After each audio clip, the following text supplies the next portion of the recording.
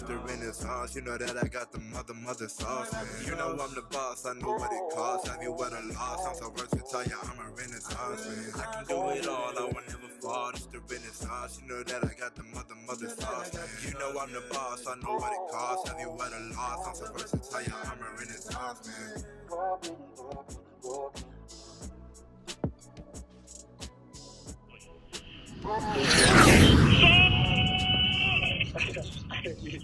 Congratulations, brother. And here we go. Hey, it's episode freaking 8. We're in the hangar. We're hanging out. And I'm not going to lie to you. It's an exciting one. We're going to be talking about, you guessed it, our New York Jets. The offseason is pretty much a wrap. The core of our team has been decided. We've got the offseason behind us. We've got the draft behind us. We've re-signed a bunch of guys, right? In terms of what we currently have now, the New York Jets roster is, for the most part, complete. So, tonight's episode, we're going to talk about it.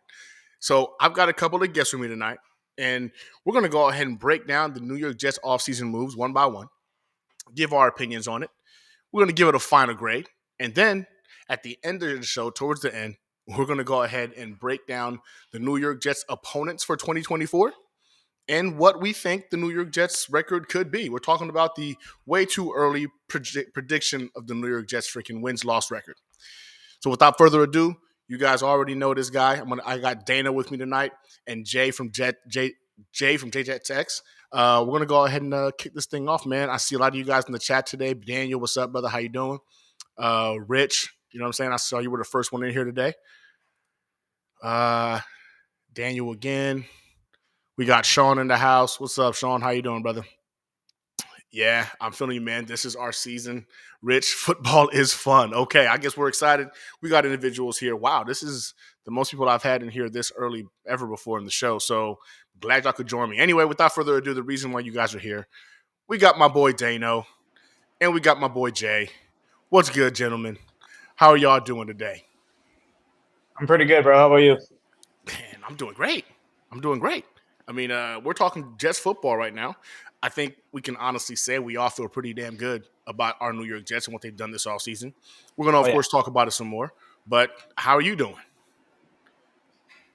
Yeah, I mean, I'm pretty confident this year, man. They made a lot of moves in the offseason. The draft was really great. Obviously, we're going to go into it. But, yeah, man, like last year was a whole different vibe for the Jets going into last season. But, you know, with what happened last year, this season, man, it feels like something's going to happen this year. Like something good's going to happen this year. Yeah, you got to specify that because something did happen last year. Wasn't the best of things. Something positive this year. DayneO, my boy, how you doing tonight, brother? Dude, I'm doing good. You know, I feel like last offseason we kind of got ahead of ourselves, like that it was just going to come to us. Mm-hmm. And 4 plays in, I think we got body checked, man. So this offseason, I'm trying to temper it a little bit, you know. And once that season kicks off, I'm going to savor every damn quarter that we pound the opponent, man.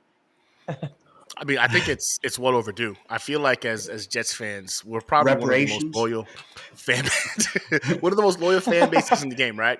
And I feel like we've been punished so much, man. I think it's time that for once the football guys need to just let us be. Let us just enjoy what we've built. This roster is very, very impressive. You're seeing all kinds of predictions coming out right now in terms of what the Jets can be. I mean, again, last year there was a lot of hype because of the Aaron Rodgers addition, but we're talking about a legitimate roster that's been pretty much rebuilt. I think if we're being honest with ourselves, looking at last year now, had Aaron Rodgers even been healthy, we might have made the playoffs, right? Potentially won a playoff game, potentially. But again, I don't know if we had the roster around Aaron Rodgers to potentially be competitive for a real push in the playoffs. So I think in hindsight, him getting to rest up for last year, you know what I'm saying? Bodies taking a few less hits coming into this season. We've put a real talented team around Aaron Rodgers. And, man, I'm excited to talk about it. We got Jets Afterburner podcast on here. What's up, brother? How you doing? Ricky from New York. What's good, man? What's good? Matthias Simon. What's going on, man? Man, we got a bunch of Scott Fosters in the building. Of course, you, DayneO, Rich, Sean, Rich. Listen, I'm gonna get to these comments, man. We're gonna go ahead and of course interact with you guys. Give us your grades as we're going ahead and doing our thing as well. But first and foremost, let's go ahead and get this on the screen. Actually, I think I like this better. Yeah. This will be a lot better. Nice. So we're going to talk about the New York Jets 2024 offseason grades, man. Speaking with some of the earlier moves the Jets did, kind of want your opinion on this, man. Of course, if you're in the chat, by all means, give us your opinion as well. Kind of want to get your take on it as well. But we all knew that the start of the offseason, hey, listen, Joe D was taking a nap or something. Maybe he was on vacation because a lot of Jets fans got real agitated real fast when we realized there wasn't any moves being made, as we saw here and there.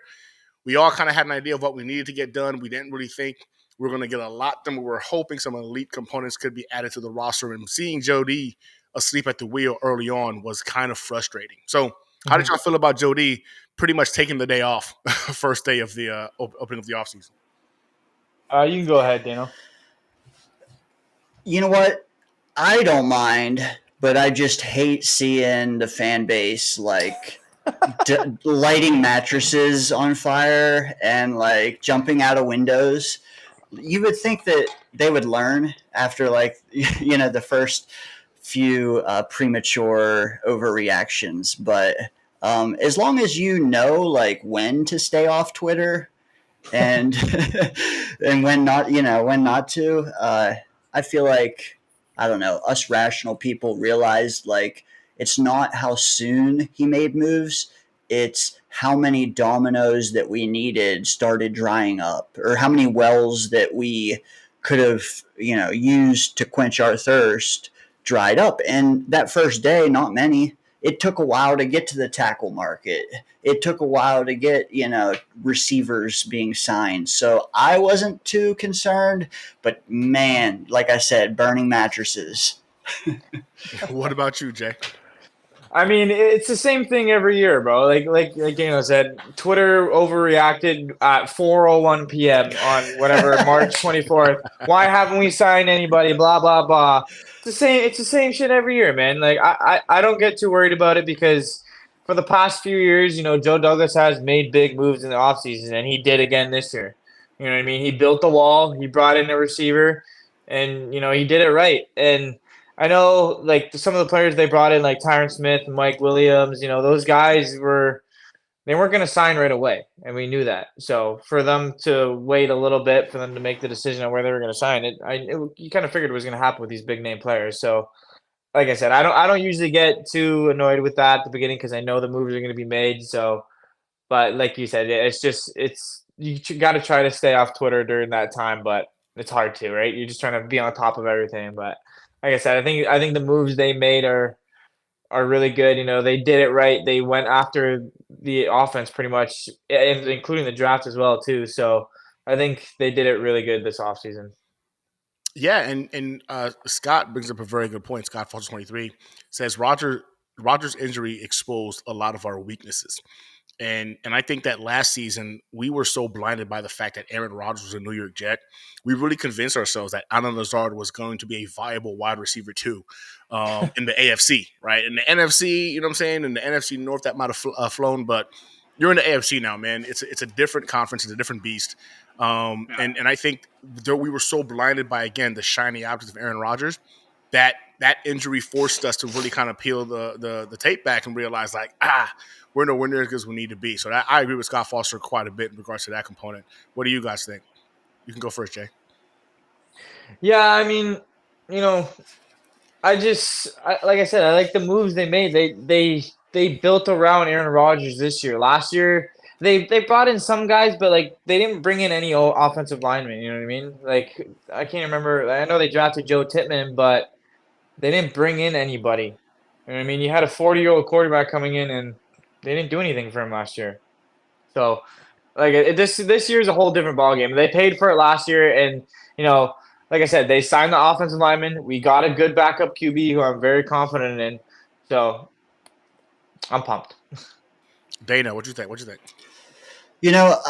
Any hairline fracture with Zach Wilson is going to be tantamount to an amputation. So Like, I don't think there was huge weaknesses. I just think that, like, had we had Aaron, would those same weaknesses have been as like glaring as they were? But regardless, yeah, we weren't a perfect. I mean, we weren't anywhere near as good as we are now last year. I don't know that. I don't know that I knew that then, though, or you know what I mean. Like, I didn't. So yeah, I guess it did expose that. Good, yeah, good point. We got RJ Mack in the building. What's up, RJ? How you doing? My boy, Jigga Man Porto. Listen, man, I don't know what happened to the nightcap, but I think we took the last couple of weeks off, and I don't know, we got to get back on it. I don't know what's going on. We got to at least get a farewell episode before the season actually kicks off. Let me know what's good. We got freaking, who else is in the building? We got T.O. What's up, T.O. Uncle VR? How you doing today, man? Welcome to hang out with us. My guy Dark Soldier, how you doing, brother? I haven't talked to you in a while. Nice to see you in the chat. All right, so as we went along in the offseason, of course, we all panicked. We freaking panicked, and we all went to bed. Everybody went to bed, and all of a sudden, Joe Douglas must have woke up from his nap or the hibernation or whatever he was doing. But when we all went to sleep, he went to work. So amongst the individuals he brought in, Jody brought in John Simpson, new left guard for the New York Jets, formerly of the Baltimore Ravens. I got my feelings about this particular pick. DayneO, how do you feel about John Simpson?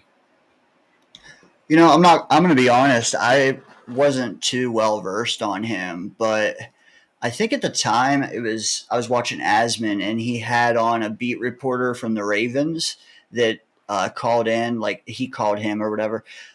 He gave us a scoop on Simpson, and like if you're just going to look at PFF, then you can just, have one opinion on him. But the beat guy, like, really reassured me on him and said that, like, definitely a culture fit, definitely going to play 17 games through hell or high water. So, like, for me, that's good. Like, you can't have a superstar at all 5 spots. So I think he is going to be perfect to be between Tyron and Tippmann. Like, perfect guy. Okay. Jay, what'd you think?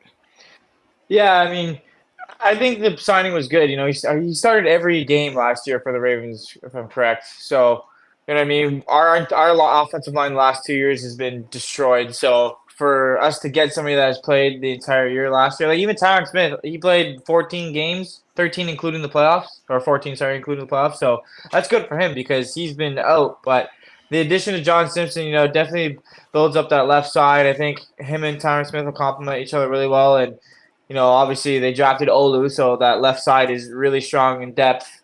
But yeah, I really like the signing. He's a big guy. He definitely knows how to protect the quarterback because, like you said, Lamar Jackson was his quarterback. So yeah, I really like the signing. It was definitely a good move for the Jets. Yeah, man, I like it too, and I think you guys are both saying it well, right? Daniel specifically talking about you can't have superstars at every position, which is true. Offensive line being as expensive as it is, I think the Ravens might regret letting freaking John Simpson go, right? This is a guy who was a bit of a journeyman, right? So he got to the Baltimore Ravens the last 2 years, made it a point that he was going to go ahead and take a starting position last year, and did exactly that. Guy has gotten better every single year. And he's still growing. He's only 26 years old, so he ain't old. You know what I'm saying? He's still got some room to grow and get better. Young guy. And one of the things you like about him is his ability to go ahead and be an impact guy in the run game. So one thing I will say about our offensive line is Breece Hall is going to be very happy behind this line. I think that when you saw the acquisitions in terms of who we brought in, they had a plan. They had a specific plan of what they wanted to target. Yes, those guys can go ahead and provide Aaron Rodgers some time, but you can kind of get a feel that the team wants to gear more so towards the run game, which you'll see will allude to that more so, of course, in the draft. But this line is going to help Breece Hall be, in my opinion, a 2,000-yard back, whether it's a combination of freaking receiving yards and rushing yards. I think you're going to see a 2K Breece Hall this year behind this offensive line. So the John Simpson pick, potentially not the sexiest pick, but we needed him. We needed this pick. We came into this offseason needing 3 new freaking starters on the offensive line. And he was one of the first dominoes to go ahead and drop. So yeah, I'm keen on the pick as well. But after John Simpson, not too soon, not too much later after that, our boy Morgan Moses makes a return to the New York Jets at the right tackle position. Also, a former Raven, having played with John Simpson. You heard a lot of good things when we were watching Fight 24 about how excited he was that he was going to get to work with this young man again. So he has a lot of good things to say about John Simpson. John Simpson himself was ecstatic about what he could say about freaking Morgan Moses. So Morgan Moses is back. Personally, I don't think we should have ever let him walk 3 years ago. I digress. What's your take on it? DayneO, what do you think about Morgan coming back? You know what? So I think it's perfect because it's, like I said, not one of the other superstars, but when it comes to this acquisition, I think he's got the highest probability of giving us more than 1 year. He has a familiarity with the organization, and he was already a teammate with Simpson, so, like, he knows him. But, I mean, if anybody saw that video of JD seeing Moses when he arrives and meeting him in his office, like, it about made the waterworks come out of me, and that's hard to do, man. So if JD's happy, I'm happy, man. Jay, what do you think? Yeah, I agree with what you said, Gunny. Yeah, I don't think they should have let him walk. You know, he was a good player for the Jets. He was injured last year. He did tear his pec mid-season or early on in the season, and he did play the rest of the year with it. He did have surgery on it probably about 12 weeks ago now, so he should be ready to go. But yeah, like he said, he played with John Simpson. We had him before. He likes being in New York, and like you said, Joe Douglas loves him. He loves the guy. So and I'm pretty sure I can't remember the exact trade, but they got him for nothing basically. Yeah, but it's like a fifth or something like that. Something ridiculous. So he's excited to be back in New York. I really like the pick. Like I said, we got 3 new offensive linemen on that line, and he was good for us when he was there. But one thing though, you should have cropped Braxton Berrios out of that picture. I'm not gonna lie to you. I didn't register until I actually went to go ahead and load it in the computer, and I was just like, "Is that Braxton Berrios?" Yeah. Hopefully nobody notices, but Jay was just like, I gotta put you on blast for that one. Fair enough. I should have. It's all good, bro. You're good. I mean, at this point, he'll probably be a free agent here real soon. Come the end of training camp, so probably I mean, he'll be out there. Won't finish that much. Love Morgan Moses, man. Love Morgan Moses. I thought seeing him come into this roster right now, and I won't lie to you, I felt to myself, boom, Morgan Moses at right tackle. This dude is an Iron Man. We're talking about a guy who literally played last year with one arm. Yeah. He literally played last year with one arm due to that strained or partially torn pectoral, and he was still great as one of the top 10. I think it was I think number 8 ranked right tackle in the game last year with one arm. So yeah. That to me is insane, right? Another one of those guys who's going to be a punisher when it comes to the run game. Again, Morgan Moses was a favorite of mine. When we let him walk, I didn't know what the hell we were doing. I was truly agitated that we let him walk, but he's back.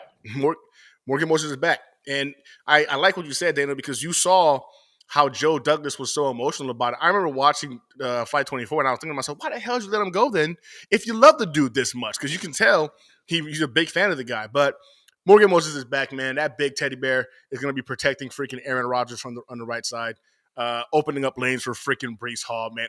Listen, after I saw the Morgan Moses thing, I really thought, for me anyway, that the offensive line, well, we're coming in already this season better than what we were at last year.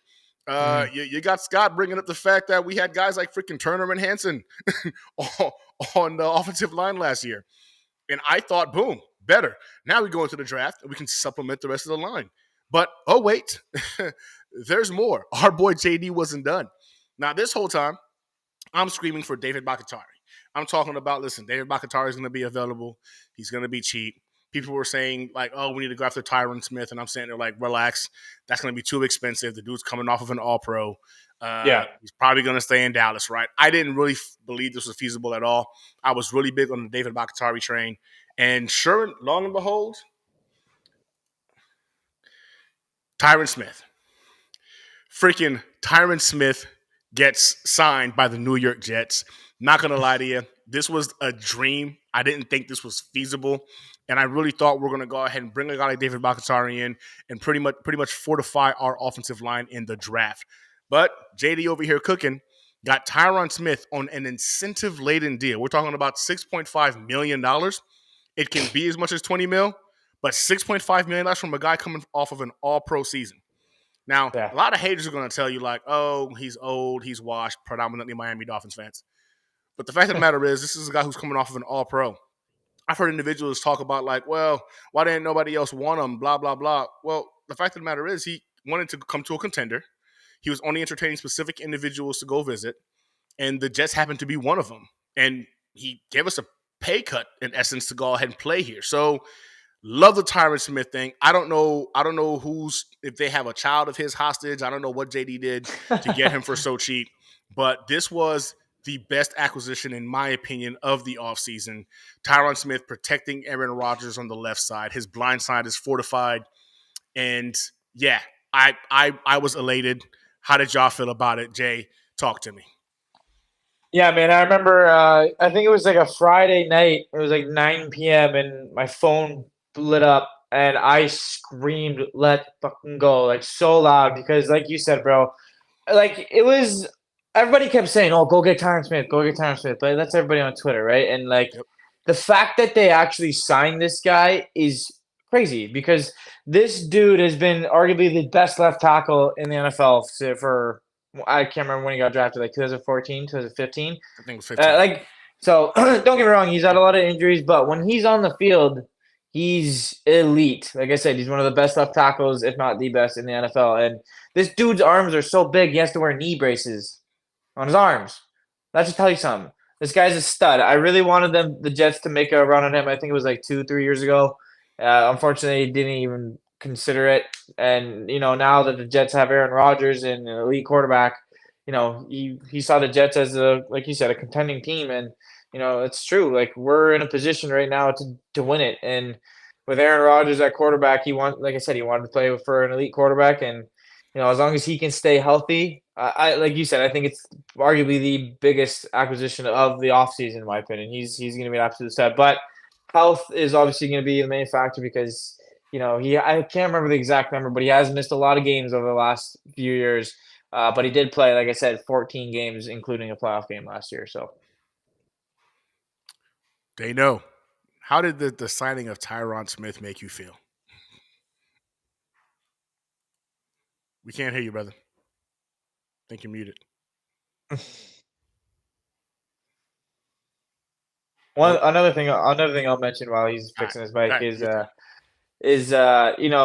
with Olu getting drafted, that's going to be huge for him with Tyron Smith because he can learn from him. And Tyron Smith doesn't practice every game. I don't know if a lot of Jets fans know that. Every day. He does not. He's not going to practice every day. He's going to be in walkthroughs and stuff like that. So it's adding the Olu pick is huge.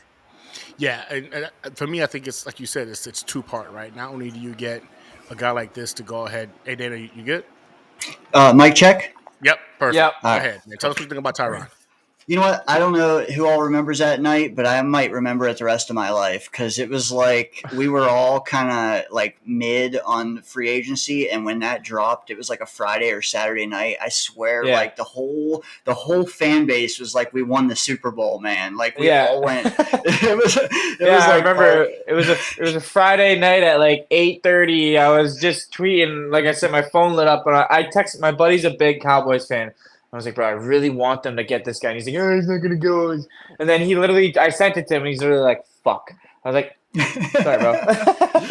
It was a good day. Dude, I don't know how old you guys are, but I can't remember a time when we were as attractive of a destination to get a guy like this. Like a guy that's been, dude, he's been in Dallas his whole career. And to lure him, like, that's a huge get for me. And he's been on good teams too. Like the Cowboys have been good. They just choked in the playoffs every year. So he has playoff experience, and that is hard. Our team as is. I think we could use more of that. But if anybody's watched Marvel, man, I cannot get Luke Cage out of my mind. Like, dude, dude is bulletproof. Yeah. So bring it, defensive ends. Bring it. They posted a video of. I actually tweeted a video of him and Morgan Moses walking together, and the dude looks like he doesn't have any body fat on him. Like, this dude's a beast. Like, Dude, honestly, besides Aaron Rodgers, he might be like the most important player on the team. Like, yeah, he needs to stay upright. His ceiling is higher than anything we've ever had. Yeah, like I said, this is one of the biggest signings of the Jets. Other than Aaron Rodgers, it's one of the biggest signings, and like I honestly didn't think it was a possibility. I had no faith that he was going to come to the Jets, and it was kind of just like random because I know he met with the Jets, I believe, and that came out, and then like I said, it was like a couple days later, and then it just happened at night at like 9:30. And we all lost our nuts. Well, and for the price we got him, like maybe we could have got him if we, throw him $22 million guarantee. Okay, yeah, we got him, but then our offseason is over. We don't get everything we got. How many moves have we made since that? You know, like look what happened last year. I don't want to say I don't want to blame Dwayne Brown for the injury on Aaron Rodgers, but do you guys like if Tyron Smith was there? Do you really think that would have happened? Probably not. Good point. I mean, I look at it this way, man. Tyron Smith, a lot of people will talk about how, like, yeah, he misses time in the regular season. A fun fact, this dude has never missed a playoff game. Never. Yeah. And the Dallas Cowboys routinely make the playoffs. They just can't do much once they get there. But it's never been because of Tyron Smith. He always does his job, and he's always there to go ahead and protect the blind side of his quarterback. This is, to me, I think where I realized, like, Joe D wasn't playing around. I think when Tyron Smith got signed, and then we saw what he got signed for. Like you were just saying, DayneO, I don't remember the last time I've seen like stars. Like this is Hall of Famers wanting to come to this team for their Twilight Tour. This is their Twilight Tour. They're trying to go ahead and put it all together to chase a ring, right? Like I don't think I've seen this in my lifetime as a Jets fan, and I've been a fan since '96, right? So I think it's exciting times, right? But one of the things I think we can all agree on last year is, unfortunately, when we did lose Aaron Rodgers, we were attacking Joe D because he made no real effort, in my opinion, to bring a suitable backup in. We all kind of knew that freaking Zach Wilson wasn't it. That was beyond frustrating. That won't be a problem this offseason or this season because Joe D learned from his mistakes and brought in Tyrod Taylor as QB2 for the New York Jets. Yes, sir. I love this guy, Jets, bro. How do y'all feel about Tyrod Taylor as QB2? I'm going to start because I absolutely love Tyrod Taylor. I have always liked Tyrod Taylor from the moment he got in the league. When he played for the Ravens, when he played for Virginia Tech, the only reason one day I don't like him is when he beat us in 2015 with the Bills. Other than that, I don't really care. I've always liked Tyrod Taylor. He's a decent vet. You know, he kind of got the shit under the stick in, I want to say it was 2021. If you guys remember that's how Justin Herbert got his start. He actually, his lung got punctured by the team doctor or something. And then that's how Justin Herbert got the starting job. So he kind of got screwed there. But I was actually, this is a little tidbit. If you guys remember in 2018 when the Jets played the Browns on Thursday night, he was a starter and he got hurt. And Baker came in. I was at that game, and I remember I was driving to that game, and I was like, oh, shit. I was like, we might see Baker Mayfield tonight. And then, sure enough, Tyrod Taylor got hurt, and Baker came in and cooked the Jets. But, yeah, like I like Tyrod. I think he's going to be a sweet backup. Honestly, I feel like if we had Tyrod Taylor, we might have made the playoffs last year. I don't know if that's crazy to say, but, like, I'm pumped about this pick. Like, I remember, like you said, it was super late that this happened because – I was already in bed by the time the notification dropped, and I woke up to the news, and I was like, oh, sweet. So I'm pumped about it. I think he's going to be a solid backup. Yeah. I mean, you know what, DayneO, go ahead. Go ahead.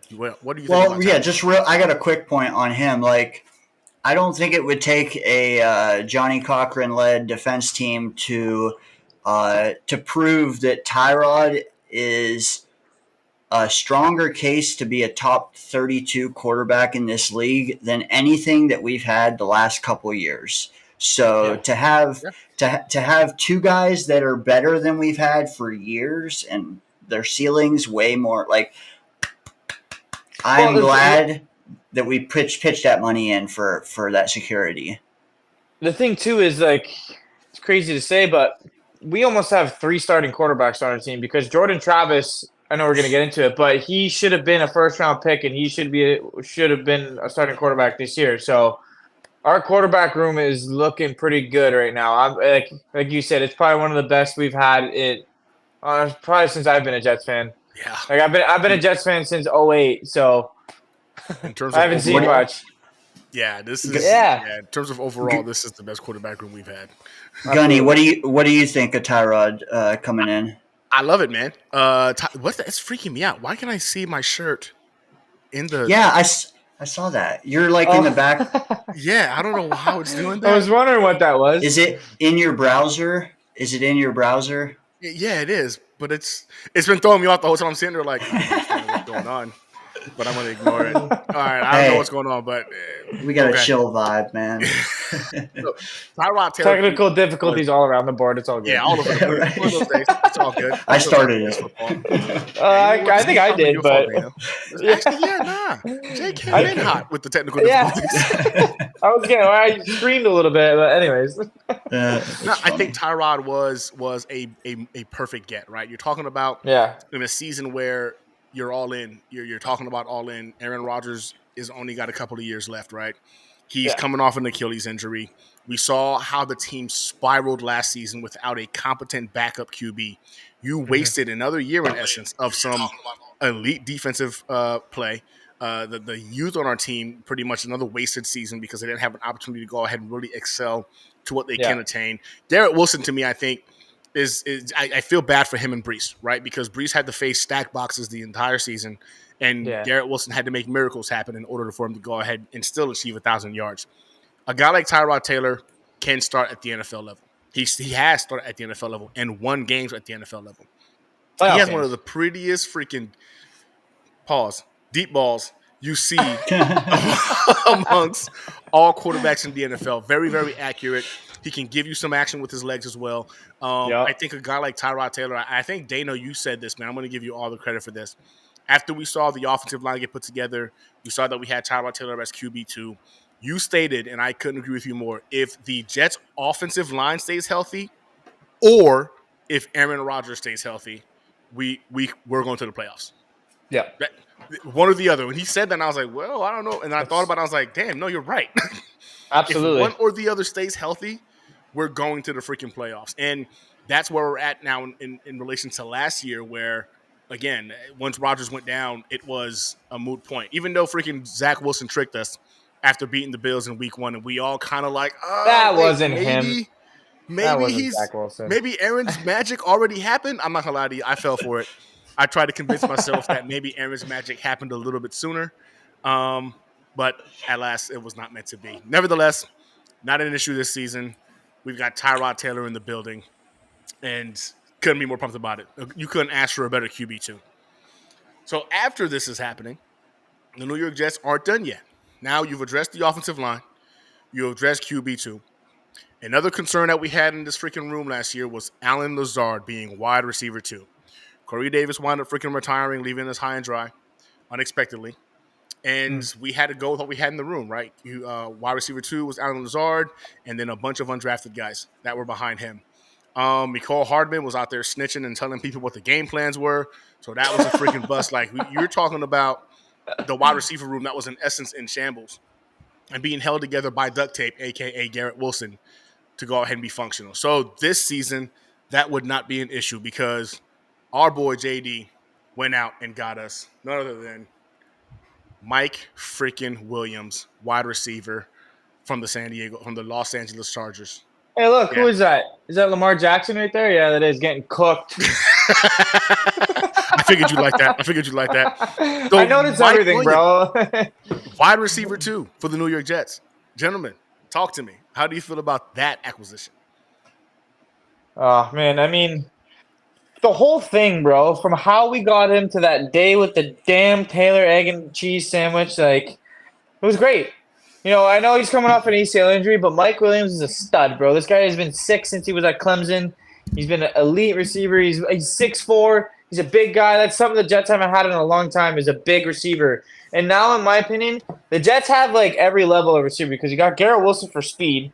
You got Mike Williams for height. And they just drafted Malachi Corley, who's going to be your bruiser. Like, they are set at the receiving core, bro. Like, I'm very excited about Mike Williams. He's going to be a good addition. I don't know if he's going to be full go week 1. I don't know. I can't remember if I heard anything about him, but either way, like, he's going to be a big weapon for Rodgers. He's going to get the ball, and I think he could go over 1,000 receiving yards this year as well. DayneO, what say you? See, yeah, and that's the one part of Garrett's game, and I'm not going to lie, it's probably a lot to do with our quarterback situation, but I wanted this team to have a deep, someone who can win over the top or at minimum stretch the field, push the safeties back. I think Garrett could get there, but I think he's better like in the short to intermediate game. Yeah. Getting Williams allows Garrett to just focus on 6 to 12 yards, 12 to 15 max. I didn't realize. I don't know. Like for some reason, Mike Williams seems like he's been relevant for years and years, and then you look it up, and he's not that old at all. Like how old is he? Anyone? Like 27, 28? 29. Yeah. Yeah, so the only thing I question is, A, is he going to be ready for week 1? And B, if we try to push him, I don't want to see another setback where he's down another 6 weeks and he's on IR. So, like, whatever he needs to be 100%, let's give it to him. Like, and I do think we get something out of Lazard this year that's more than last year. I mean, you could burn me at the stake because I know a lot of people have already written him off, but I'm sorry. But if you're out there and you have 2 hands, you're going to get targets. And I think Lazard is going to reel some in. So, but yeah, awesome get. Mike Williams he'll be 30. Oh, is it 30? So he's 29 right now. Yeah, I feel like he's been around for 10 years, man. But he's been relevant. He's been relevant. Well, I think it's because he was relevant at Clemson for like 3 years. That's why. Like even I said the same thing. I'd be like, bro, I feel like Mike Williams has been around forever. But that he was good in college for at least 3 years, right? He won 2 national championships with Clemson, so he's been a stud. Point. Yeah. I think one of the things I love about Mike Williams is the fact that when you talk about the 50-50 ball, he is the example of that personified. The 50-50 ball doesn't exist with Mike Williams because with him, it becomes an 80-20, right? So I look at what this guy can do in terms of stretching the field, and he's all about sacrificing his body. So people talk about an injury-prone wide receiver. That's not true. He's actually not injury-prone. In fact, the only time he's missed significant time in his career last season with an ACL freaking tear. The guy will show up on your injury report quite a bit, but he plays. He straps up and plays every single week.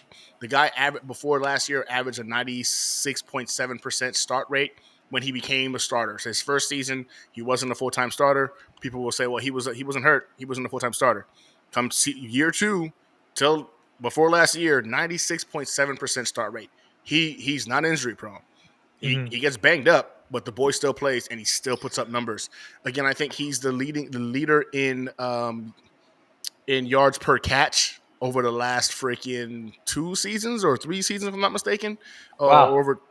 Over 200 receptions. He's like the leader in yards per catch. This is going to with a 3.7% drop rate. The dude catches everything in his direction. That's one big thing I really liked about him. He has really good hands. He doesn't drop a lot of balls. And like I said, he's a big dude. Like Aaron Rodgers is gonna find this guy so much. Like back shoulder throws, and it's gonna be good. It's gonna be really good. So fun. And this will be the first time Aaron Rodgers in his career has the opportunity to throw to 2 first-round wide receivers at his disposal. So it's arguably his best receiving core. Like on paper, right now we haven't seen him play because he had Jordy Nelson and those guys. Like Randall Cobb was pretty good back then too. But Garrett Wilson is offensive rookie of the year. He had 2 back-to-back years with over 1,200 receiving yards. Mike Williams is an absolute stud, and Malachi Corley. I honestly think we're gonna talk about it a little bit, but I'll just save it for later. Well, and I go pass catchers. So I lump in Conklin. I lump in Bryce. Oh yeah. When he drops back, he's gonna have 6, 7 weapons. How are you gonna cover all of them, man? Yeah, he'll get the ball to anybody. That's another thing too about Bryce. Like Bryce had 600 receiving yards last year. Like he's gonna go off this year, and then Conklin too. Conklin, bro. Like now that we finally drafted an offensive tackle, like Conklin is gonna be fine, man. Like everybody's like, oh, tight end room. Bro, he had 600 yards receiving last year. It was his career year. Dude's fine. And Ruckert, like Ruckert's gonna be sick, man. He's a great run blocker. He makes great catches when he has to. He's like, I'm fine with the tight end room, bro. Like I never wanted Bowers. I wanted Olu the entire time, or Rome, but anyways. Yeah, I think the tight end position is so. I think Conklin is so disrespected and underrated. Absolutely. You're talking about a guy that in back-to-back years has put up top 10 tight end numbers, and he's had the worst quarterback play in the NFL throwing him the ball. And it's funny, people are always just like, oh, it's in garbage time. It's in garbage time. When do the Jets have a chance to be in garbage time? We're never in the league. I thought people don't understand what garbage time is. Yeah. Garbage time only applies when you're blowing somebody's back out and you're like, all right, yeah, this game's freaking over. We're always trying to score points. I don't want to say anything, but well, I think they mean like defenses and prevent, but I don't think I saw that very much last year. Not for Conklin. Yeah, bro, he was making great grabs. Like, yes, he made some nice catches in the Chiefs game. Like even Rucker, like I said, that Houston game, he had some phenomenal catches. Yeah, man, I was there for that. That was a great game. Yeah. Wow. So we got Mike Williams, we got Tyron Smith. Dog. We got Morgan Moses. Dog. Tyrod Taylor is our backup QB. Bigger dog. I love John Simpson's upside. I think that he was on a trajectory of becoming a really, really good interior offensive lineman. Now he gets to be a Jet. We get to see him on this next level of progression. Yeah. But the New York Jets didn't want to stop there. So the New York Jets lost, and I guess you can say a fan favorite, right? Bryce Huff. Bryce Huff. Unfortunately, had to be a casualty. He wound up going to the Philadelphia Eagles and signing a pretty good deal. I'm happy for the kid. I'm a big Bryce Huff fan. I mean, I can't root for him now because he's on a different team, so that sucks. But nonetheless, I love his story, man. And this is one thing I say about this coaching staff is we know they're not really keen on coaching offense, but what they can do is coach defense. And seeing homegrown talent like that go out and be successful was awesome. So we lost Bryce Huff. We were upset about it, as always, because as fans as we are, we're like, why didn't we keep him? We got to keep our own. What are you doing, Joe D? You bum. And then out of nowhere, a random afternoon, Hassan freaking Ridgely is traded for and is a New York fucking Jet. I don't even know. Listen, yes, that's the only way you can explain it. Like, bro, I couldn't believe that was real. I was at work and I was just like, this is bullshit. I'm getting punked. This is fake news. Hassan Ridgely traded to the New York Jets. Let me hear it, gentlemen. How did that signing make you feel? I mean, like, when it happened, I was golfing actually, and my phone blew up, and I was like, "Bro, the Jets traded for Hassan Ridgely," and my buddy's like, "Shut up, you're teeing off," and I was like, "Yo," and so I was getting excited, and I remember people were like posting stuff like, "Oh, the Jets just traded for Hassan Ridgely," and I'm like, "You guys are dumb. They're not going to trade for Hassan Ridgely. They're going to want way too much for him." Yep. And then they lost Bryce Huff, and then like you said, it was a Saturday, I believe, like afternoon.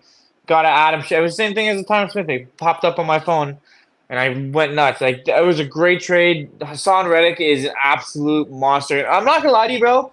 I honestly keep forgetting we have him. Like I keep forgetting we traded for him because like it's just like it's what the hell like. And then people are like, oh, we lost Bryce Huff, but yeah, Hassan Ridgely is better, guys.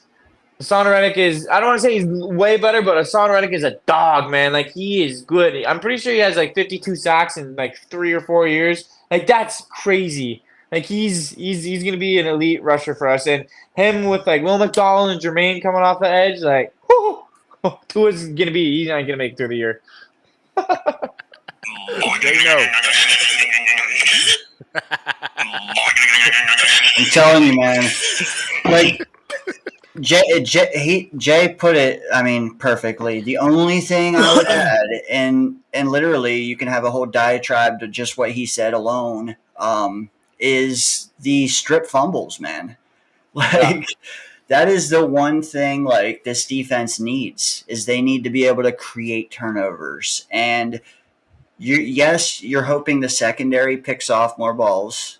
Pause. But also, like, if you can get a guy that can stop the run and strip sack the quarterback, then Josh Allen might have a game where he has 6 turnovers. Might. I think one of the craziest stat lines when I saw Hassan Ridgely is that in the last freaking 4 years in the NFL, in terms of sacks accumulated, it's Joey Bosa, it's T.J. Watt. Yep.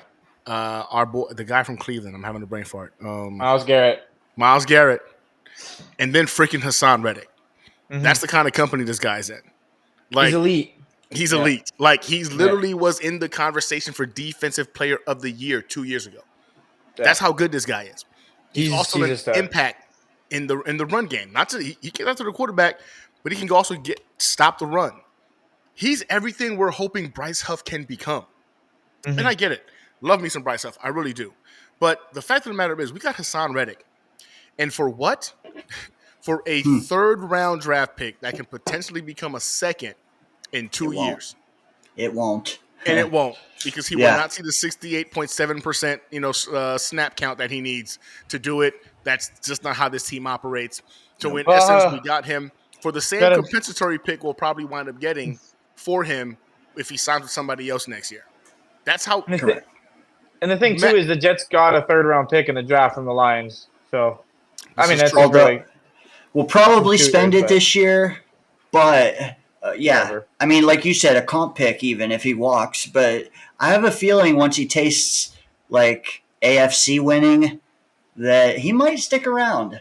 I don't know. I mean, he might. Yeah, because they do have to re-sign him, right? But why wouldn't they? Yes. Well, they don't need why to. Wouldn't right they? Now he's underneath the cap, right, comfortably. No, but right now, like for the offseason, they have to make a decision on him, correct? They would have to, No. He's only got 1 year for his contract. Well, yeah. I mean, you could you could allow him to play one and done and be a rental. I don't know what they'll do. I doubt they would trade a caliber of a player for a one unless they win the Super Bowl. But him and JJ coming off the edge. Would it still be worth the trade? If we won the Super Bowl? Yeah. Well, I mean, if we won the Super Bowl, that's what I mean. We're not going to talk about that. That's what I mean. Even as a rental, if he walks and we get a comp pick, it's still a good acquisition. I mean, so do we want to keep him? Yes, but I don't know how the finances work 2 to 3 years from now. He's going to be expensive, that's for sure. But that's regardless. The thing too that a lot of Jets fans aren't thinking about, bro. Like, we got a lot of money that's going to be coming out soon, man. They got Bryce, Quincy, Sauce, Garrett. Yep. Like, a lot of guys. JJ, Olu, AVT. Like, that's why we're eating a lot of money, bro. Olu's got about, 5 years. No, I know, but it's still, I'm just saying it's another. Is on his 5th-year option, so you got to pay him. They got to pay Bryce. Yeah, Bryce and Sauce, too. This sucks because I don't think we're going to sign them all, bro. We're going to lose one of those guys. One of them. I think one of them. At least one. Yeah. Okay, wait, hold on. If it's 2. Let's talk about this real quick. Who do you guys think out of them it's going to be? I honestly think it's going to be, out of all of them, realistically, probably AVT. Out of all. Unless we're talking about, the big three, Bryce, Garrett, and Sauce. I think if it boils down to it, I think we'll wind up losing Bryce, and we'll probably wind up losing freaking AVT. Yeah, I think so, too, because the running back market is really horrible, and Sauce says he wants to be a Jet for the rest of his career. And I want to make him a Jet for the rest of his career. Yeah. I'd rather have Bryce. Yeah, what if you could have 2 guys to replace the one Sauce? No. Who are those 2 guys, though? That's the thing. No, you need this. Sauce is too good, bro. Sauce is literally a freak. You also need this year to see them, I think, but I don't think it's outside the realm of possibility that we keep most of the good ones, because look at Philly. They just signed Hurts, Devontae Smith. But that's Huff. They got the other receiver. They got all their guys paid out the ass this offseason. Yeah, but you got to think though, they're always in contention. Like they were in the Super Bowl last year. So. And the cap going up, like it kind of made our 2022 draft all the more like awesome because it's timed with the cap bloating. So like we might be able to keep them longer than we would have been able to. And another thing too, these guys are all good kids. Like, you know what I mean, they're all in a good headspace. Guys. They're so far so good. Guys. You know what I mean? Yeah. So that's one part of. Yeah, and like I don't know. I don't want to talk about it. It's making me depressing. I'm getting sad talking about it. This is supposed to be we're supposed to be enjoying this time with these players. Players we might wind up losing. I don't want to do it. All right, so we add Hassan Ridgely. So some notable freaking additions as well. We brought in Javon Kinlaw, Lekai Fotu, and Isaiah Oliver. Real quick, the Jets have, I believe, 6 first-round draft picks on their team. I believe on the D line. On the D. I think it's on the defense. Yeah, I think it's on the defense. Yeah, on the defense. That's crazy, bro. That's correct. Yeah, it's insane. Yeah. I think they also have the most Pro Bowlers and All Pros as well on the defense in the entire. Well, you got to think, bro. Like Jermaine Johnson's first-round pick, Will McDonald's first-round pick, Hassan Ridgely first-round pick, Quinn Lynch's first-round pick, Javon. Yeah, I was talking about the line, like. Javon Kinlaw first-round pick. Like, bro. It's disgusting. Solomon Thomas is also a first-round pick, isn't he? Solomon Thomas, yeah. He was like the 3rd overall pick, bro. Yep. Yeah. That entire defensive line. It's a lot of talent, right? And I think that's one thing I love about adding these guys because I really do trust this coaching staff to be able to coach defense. Like, I really trust these guys to be able to go ahead and get the most out of our defensive line. Javon Kinlaw coming over, man, I had some concerns about him, man. He had a little bit of a breakdown attacking a podcaster last year sometime, man. I think that's one reason why he was let go, being given up on so easily. I think he's only 26 years old. Wait, what happened? Javon Kinlaw, man, went at it with some freaking podcaster, just talking crap to him, bro. It's been a few years, though, hasn't it? Hasn't it been a few years? I thought it was last year. Maybe I could be wrong. It could be a few years. It was at minimum before the season, but you're right. It's still a factor. It was concerning. It was concerning. Yes. But again, you bring him here, and I trust this defensive freaking coaching to be able to go ahead and get these guys right. At the very least, the talent level is there. These guys were first-round picks for a reason. If Ulbrich and freaking Saleh can go ahead and get them 15, 20% better, and they can contribute to that level this season, that means our stars are getting some rest, and our defensive line doesn't go ahead and pretty much take a dip in terms of quality. So I'm a fan of the Kinlaw one. Again, it's one of those like high risk, high reward type of freaking signings. Not sure where he's at mentally. Got some concerns there. Fotu is just a run stopper, man. That's what he's here for. Another body in there to go ahead and be a run stopper. And Isaiah Oliver, man, kind of didn't live up to the expectations, but, he's a good special teams guy. I was actually kind of surprised that the 49ers kind of gave up on him so easily because he was under a contract for another year, if I'm not mistaken. And he played well enough, right, to go ahead and help him get to the Super Bowl as a backup and a special teamer. But he's also now a New York Jet. How do you feel about these 3 guys in terms of the additions? I mean, I'm not going to lie to you. I don't really know too much about all of them. Like, I know a little bit about Kinlaw, but, I mean, they're not really any players that are going to make a huge change on this defense. They're just depth players. So, but adding those guys is positions we needed, right? We needed a corner, we needed defensive lineman, and they went on and got them. So, and then obviously in the draft too, like we're going to talk about it, they drafted 2 corners or 2 DBs as well, and then so that's about it. DayneO? I do think Kinlaw plays more like 600 snaps. I do. Yeah. I think that Saleh has rapport with the guy, and I do like the timing of getting him in because, this is a dude coming off of his rookie deal where the 5th year was not exercised, and did he blow out his Achilles or ACL?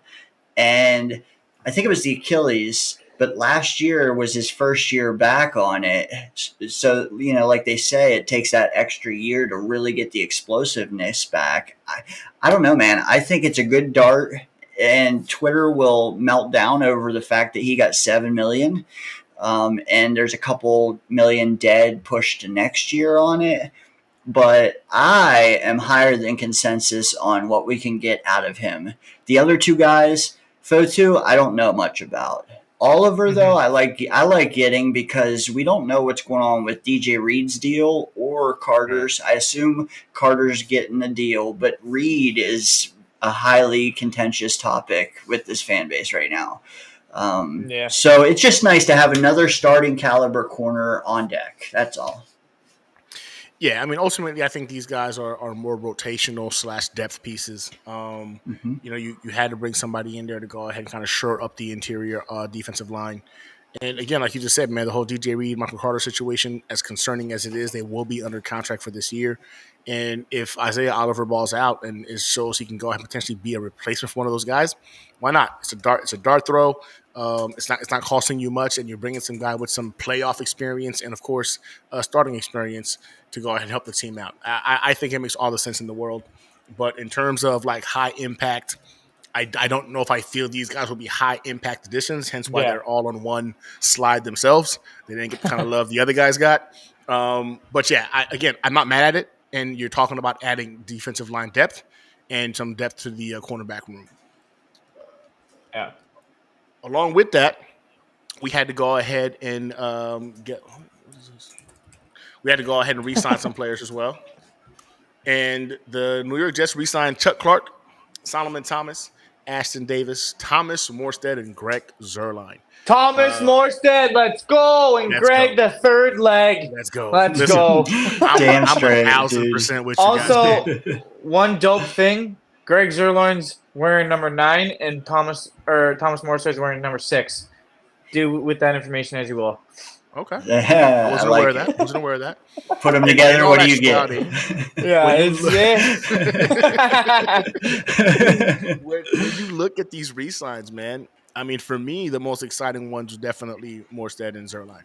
I think they were arguably potentially MVP caliber for the New York Jets last year. And the special teams rules changing also, I think you really can't get better by having these two guys on the roster to go ahead and impact field position. Chuck Clark is one, though, I'm not going to lie to you. I'm excited to see him back as well because I was pumped of seeing him last year. Unfortunately, we were robbed of his ability to go ahead and stay healthy. Tore that ACL. We missed him for the entire year. But he's back. How do you guys feel about Chuck Clark? DayneO, talk to us. I'm pumped to have Clark because, like you said, if you can put yourself a year ago and remember how high everybody was and how good he looked out there with the guys, like I cannot wait to see him in this defense because he's the hybrid that we've needed, and I think he has a little higher upside than like Whitehead and the other guys we had. I do think, and. I don't know. I feel like he can be our little Jimmy Leonard out there. He's repping number 36 now too, man. 36, formerly a Raven. Let's go. I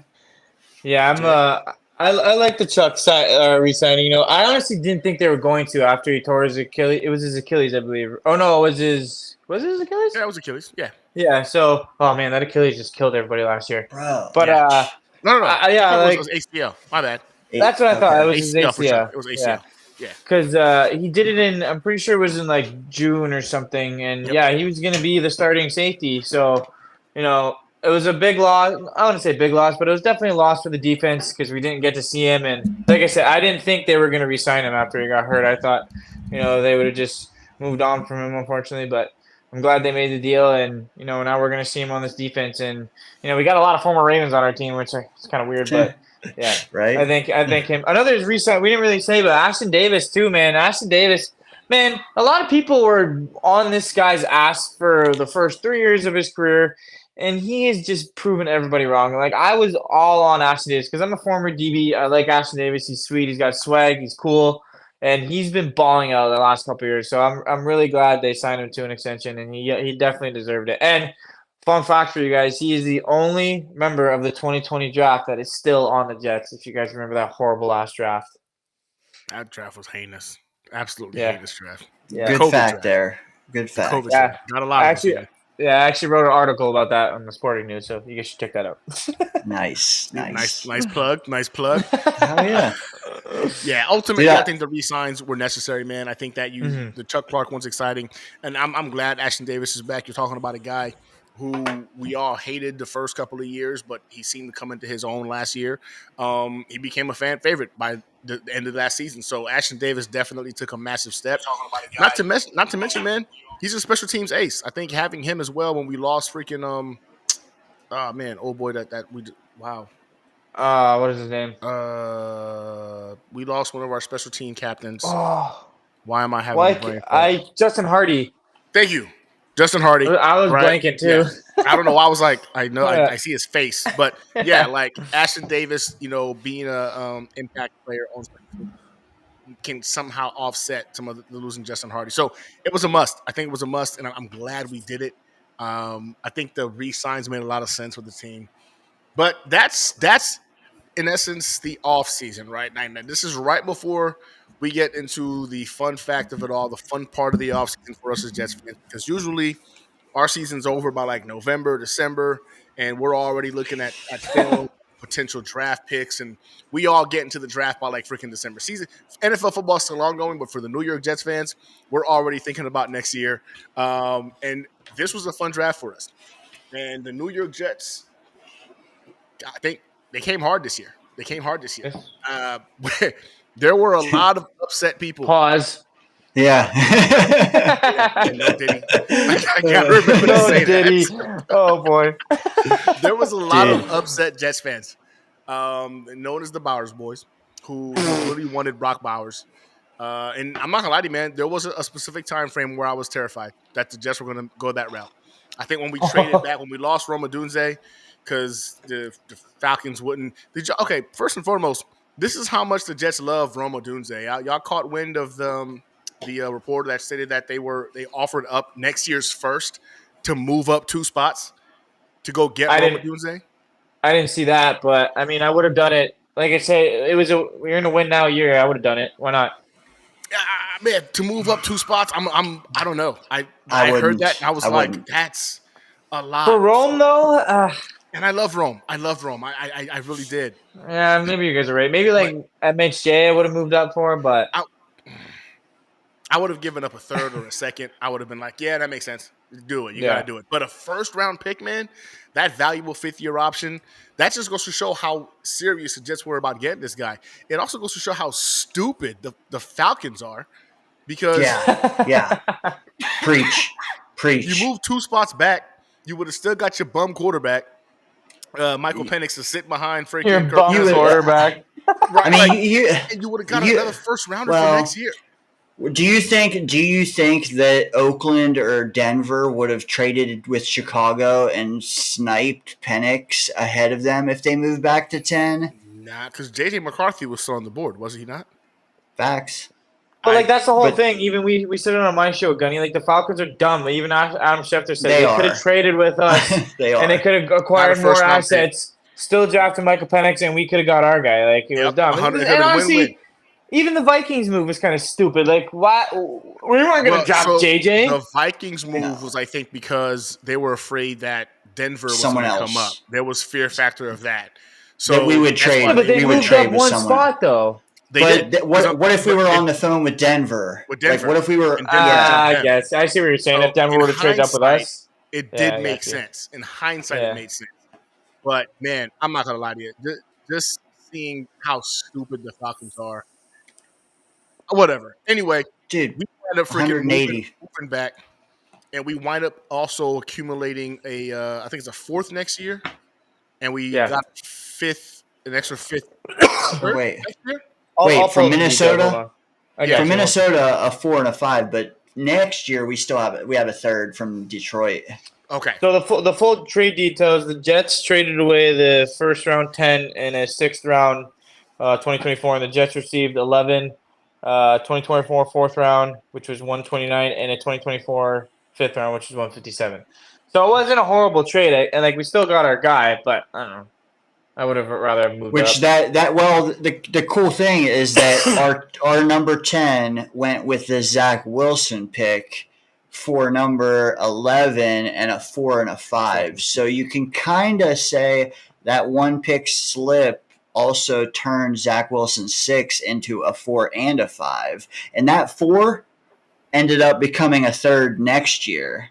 Mm-hmm. So that Zach Wilson pick is still unspent. That 3rd is still coming out of Zach, which I like, because if you can soften that blow somewhat, then I'll take it, man. I'll take it. Real quick, yeah. Do you guys think Bo Nix is gonna beat him out?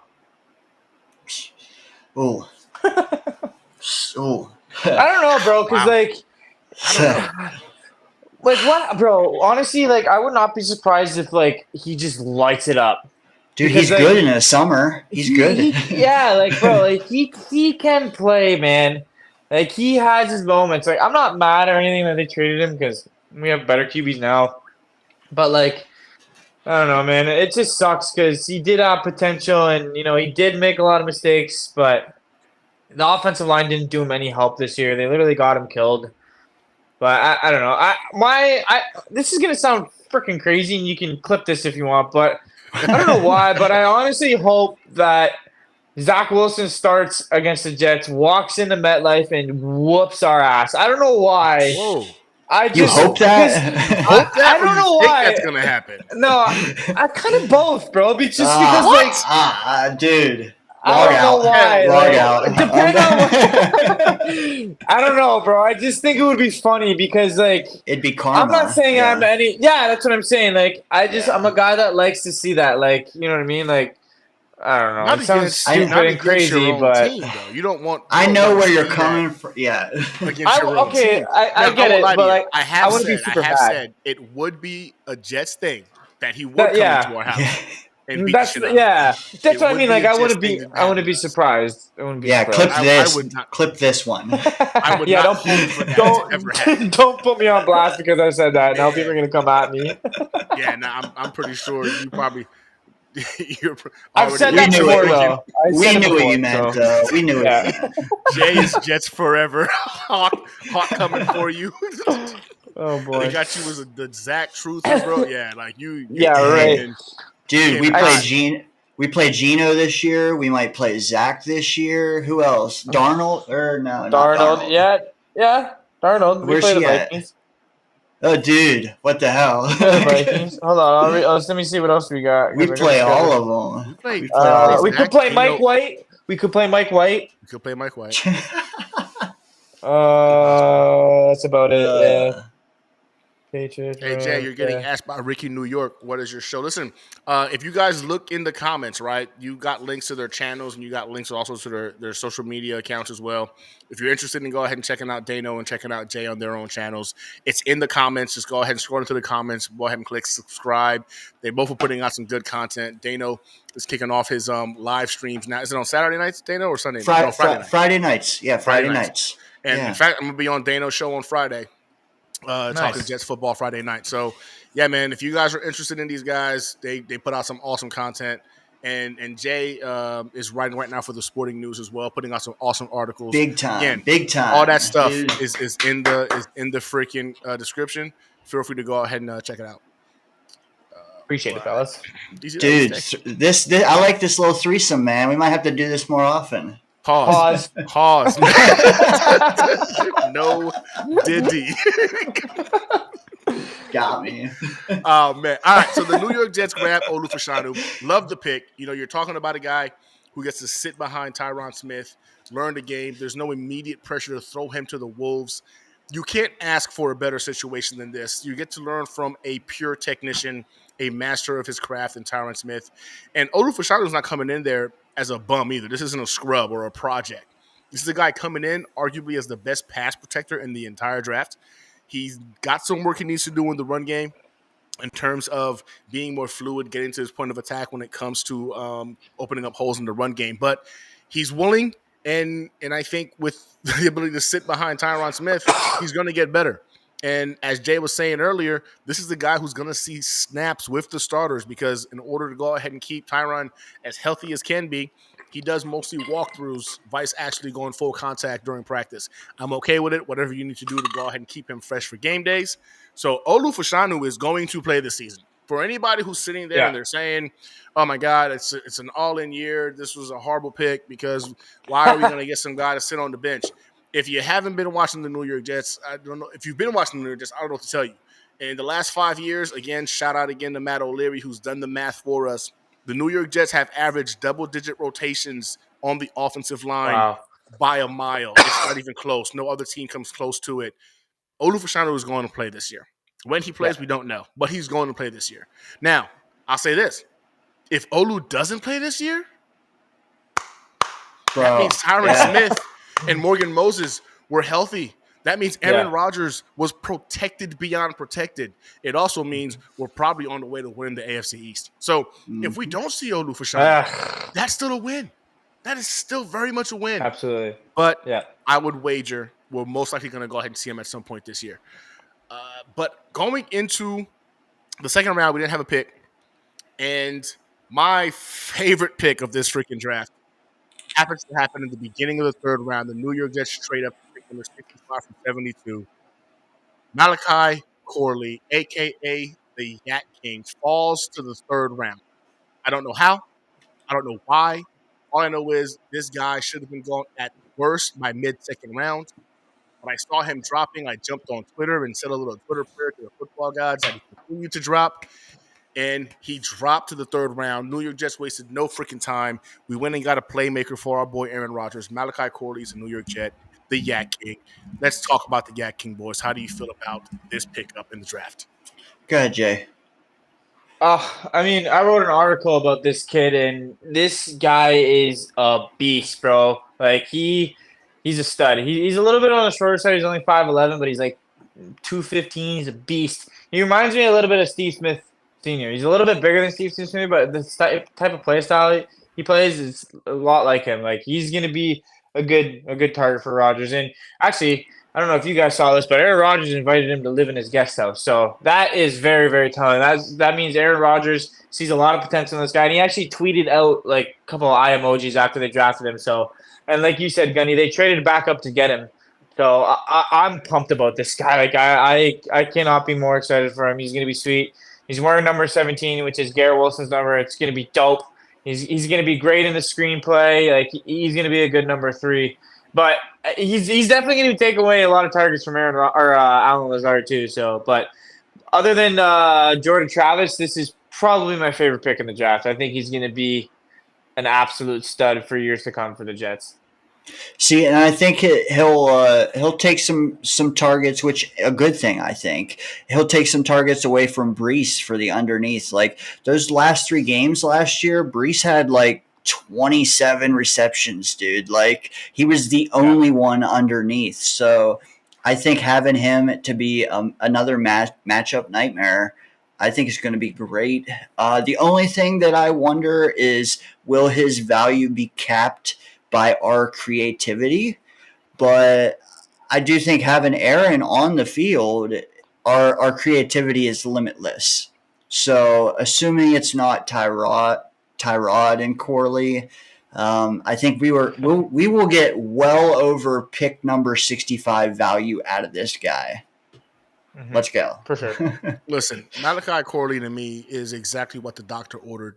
Talk about complimenting your wide receiver room with the addition of Mike Williams. We all know who Garrett Wilson is and what he brings to the table. Another young stud you bring into the building right now that can go ahead and create after the catch. I know a lot of people are concerned about whether or not this guy can go ahead and run the proper route tree, but the fact of the matter is what he was asked to do at Western Kentucky, he did extremely well. And if you actually dig into the tape, which again, shout out to Joe Blewett because he's been doing a lot of dig deep and to go ahead and show you that this kid can run routes. This kid can go ahead and beat you downfield. He can go ahead and make catches tracking the ball. Like he does a little bit of everything and he does it very well. But what he does do extremely well at an elite level is if he gets the ball in his hands, he's going to run through you. He has no intention of going down. He has no intention of getting tackled. You better bring your A game or he's going to run through you. He's going to be just what the doctor ordered for Aaron Rodgers. You know what? Everybody's covered. Check down to Malachi. Go get me that first down. I love this pick. It is my favorite pick in this draft. I did not think this was feasible. I really had us going and potentially either picking up one of the guys I dropped. You saw guys like Adonai Mitchell freaking dropping. Wilson had dropped as well. The kid from Oregon also had dropped, which that was still shocking to me. I actually thought Malik Washington might be the option for us, if we had with one of our 4th round picks. But we got Malachi Corley, and I'm telling you, this was a home run.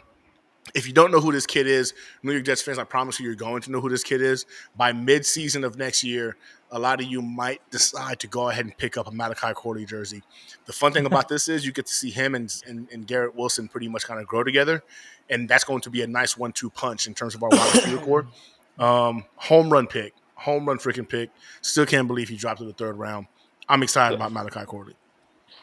Yeah. All right, then.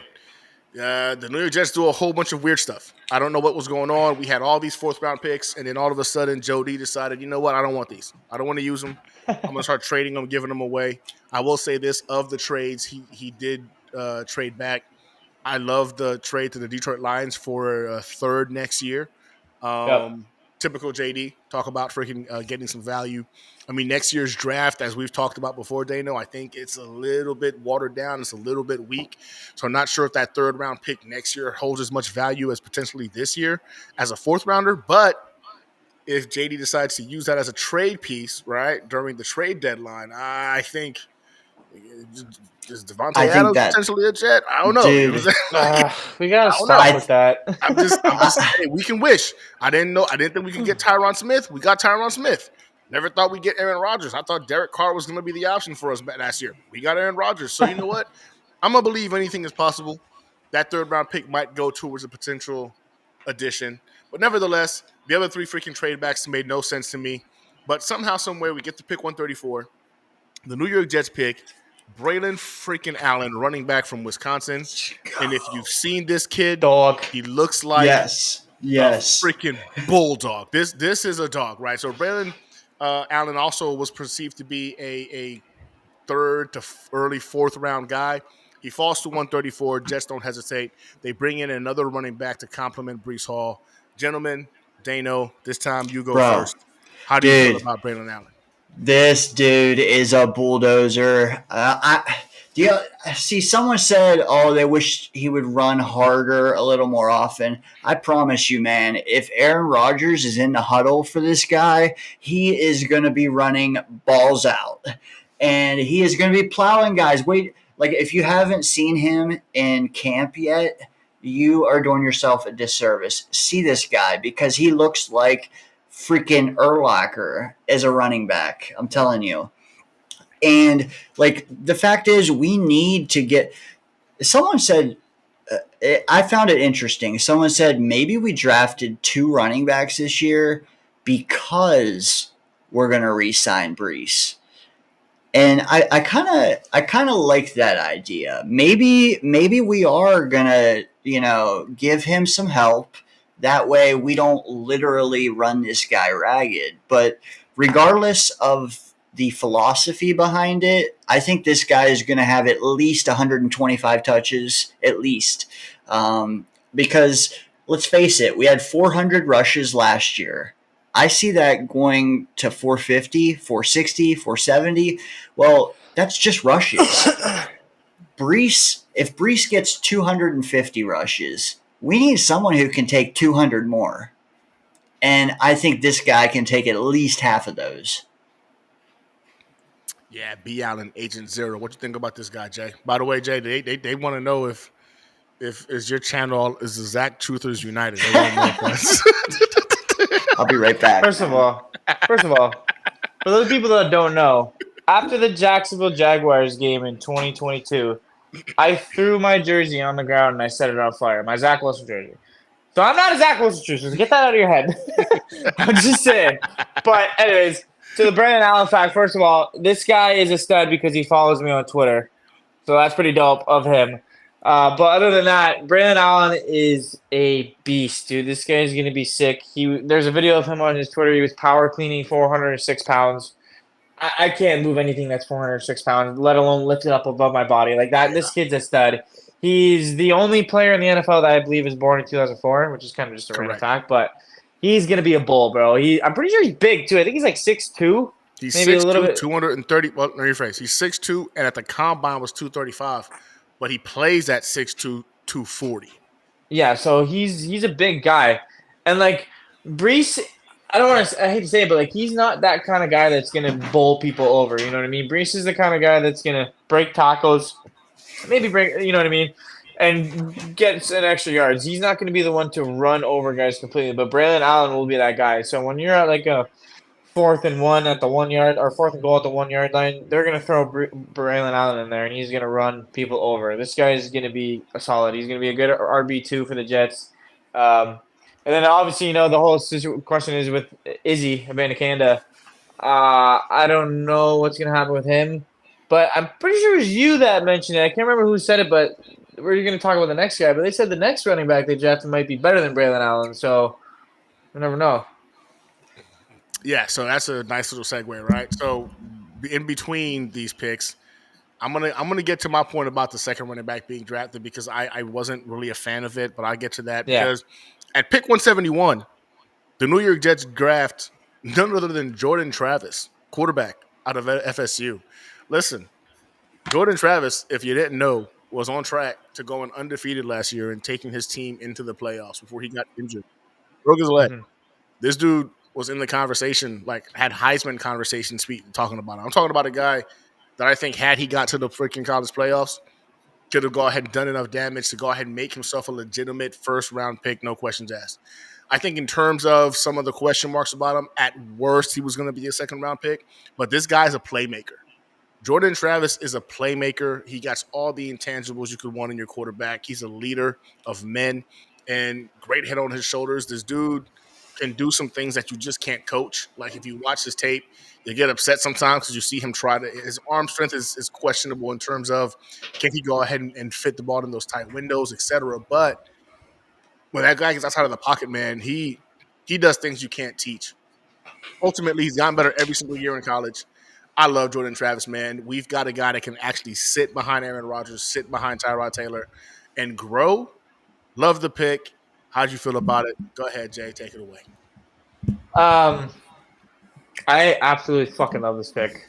Once again, I wrote an article about this guy. You guys can check it out on my Twitter. This is my favorite pick of the draft, bro.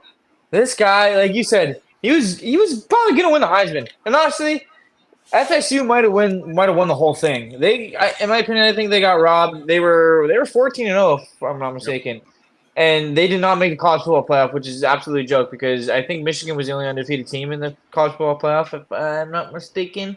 So they got robbed, and he was the ACC Player of the Year. He was the AFC Offensive Player of the Year. He was the finalist for every quarterback award. He was 5th in Heisman voting. Like, this dude's a baller, and yeah, he got the shit end of the stick, and I'm pretty sure it was his ankle. Like he snapped his left ankle. Like I watched the video yesterday for the first time, and his ankle literally turned to the left, and it was pretty nasty. But yeah, pretty gruesome. He's a good quarterback. He's very mobile. He's very smart. Joe Douglas really likes him. They were kind of worried that they might lose out on him because they were really high on him. I think he was the quarterback they wanted from the get-go. Yep. And he was the most realistic option. And like I said earlier in the show, that he was supposed to be a first-round pick. He's supposed to be a franchise quarterback right now this year, and he's not because of the injury. And he got dealt a shitty deal, and he was drafted, in the 4th round? So, I mean, I love this pick. Like I said, it's my favorite pick of the draft. He's going to be sick. I think he's going to learn a lot on Aaron Rodgers, and like we were talking about earlier, he's going to have a lot of these young guys like Garrett, Brees, Malachi, like hopefully those guys. And, like he's going to be a stud. I can't wait for him to play. Oh, and another thing. His name is Jordan. Who was the last quarterback that took over for Aaron Rodgers and who's a stud right now? Jordan Love. There you go. Jordan Love.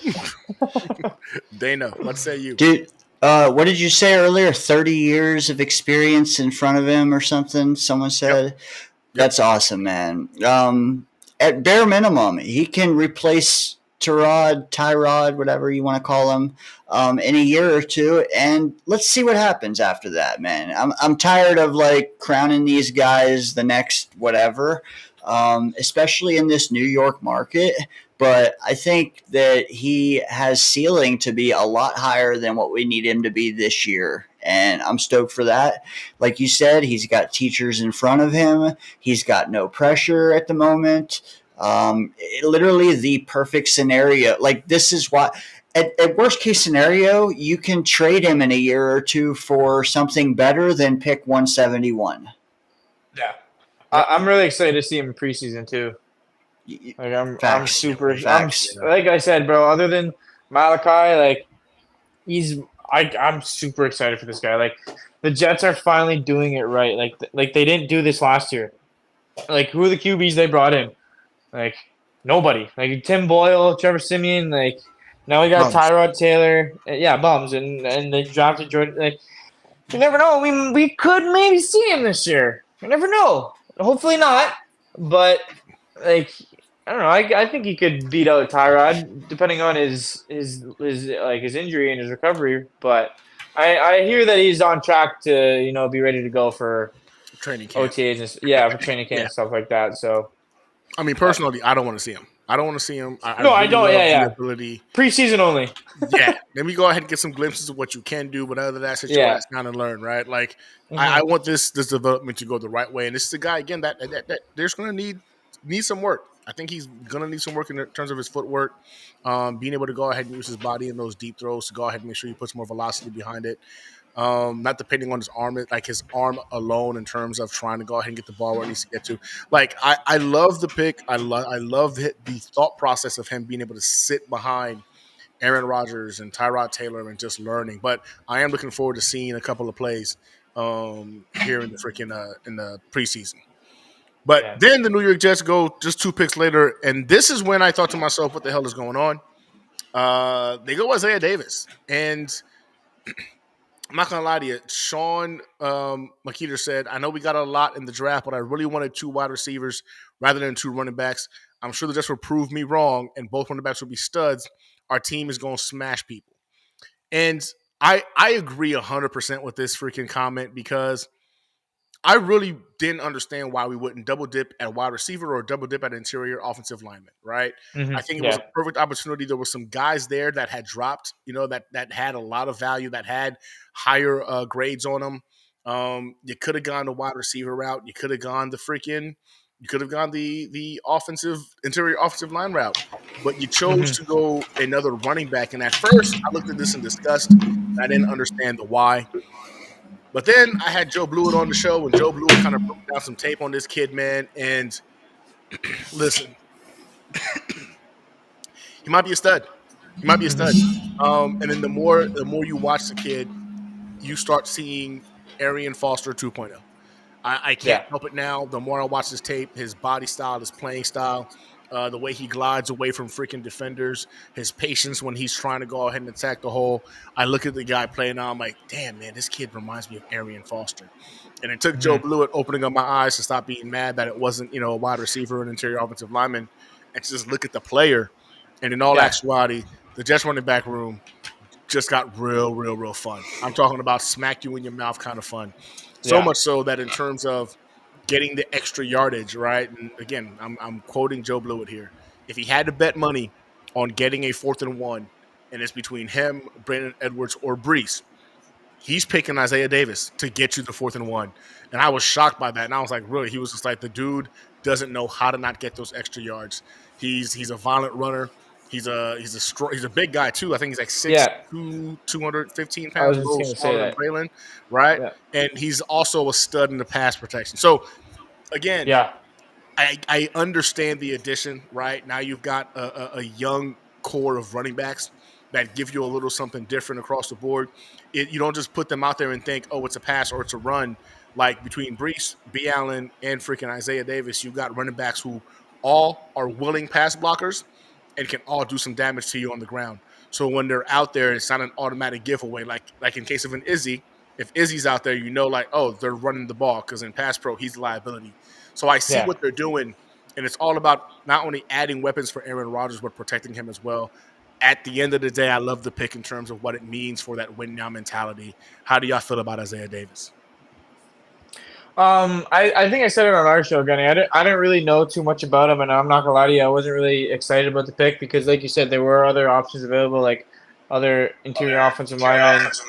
They had I think Troy Franklin or no, he wasn't available then, but Malik Washington might have been available. Brandon Rice was available. Yep.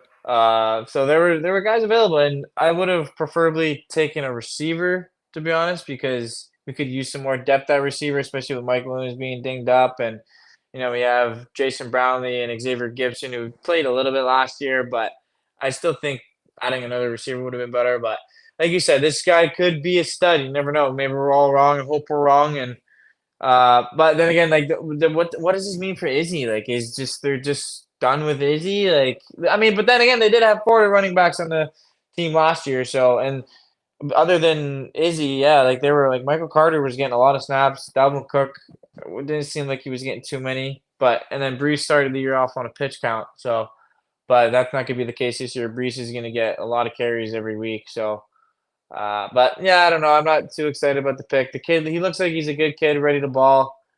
But I don't know. We'll see. Fair enough. DayneO? Can you hear me? Yep. Yeah. Can you hear me? All right. Yeah, Sorry, I had some tech problems. But I do like this kid. I don't know which one of them said it, but X Factor said that.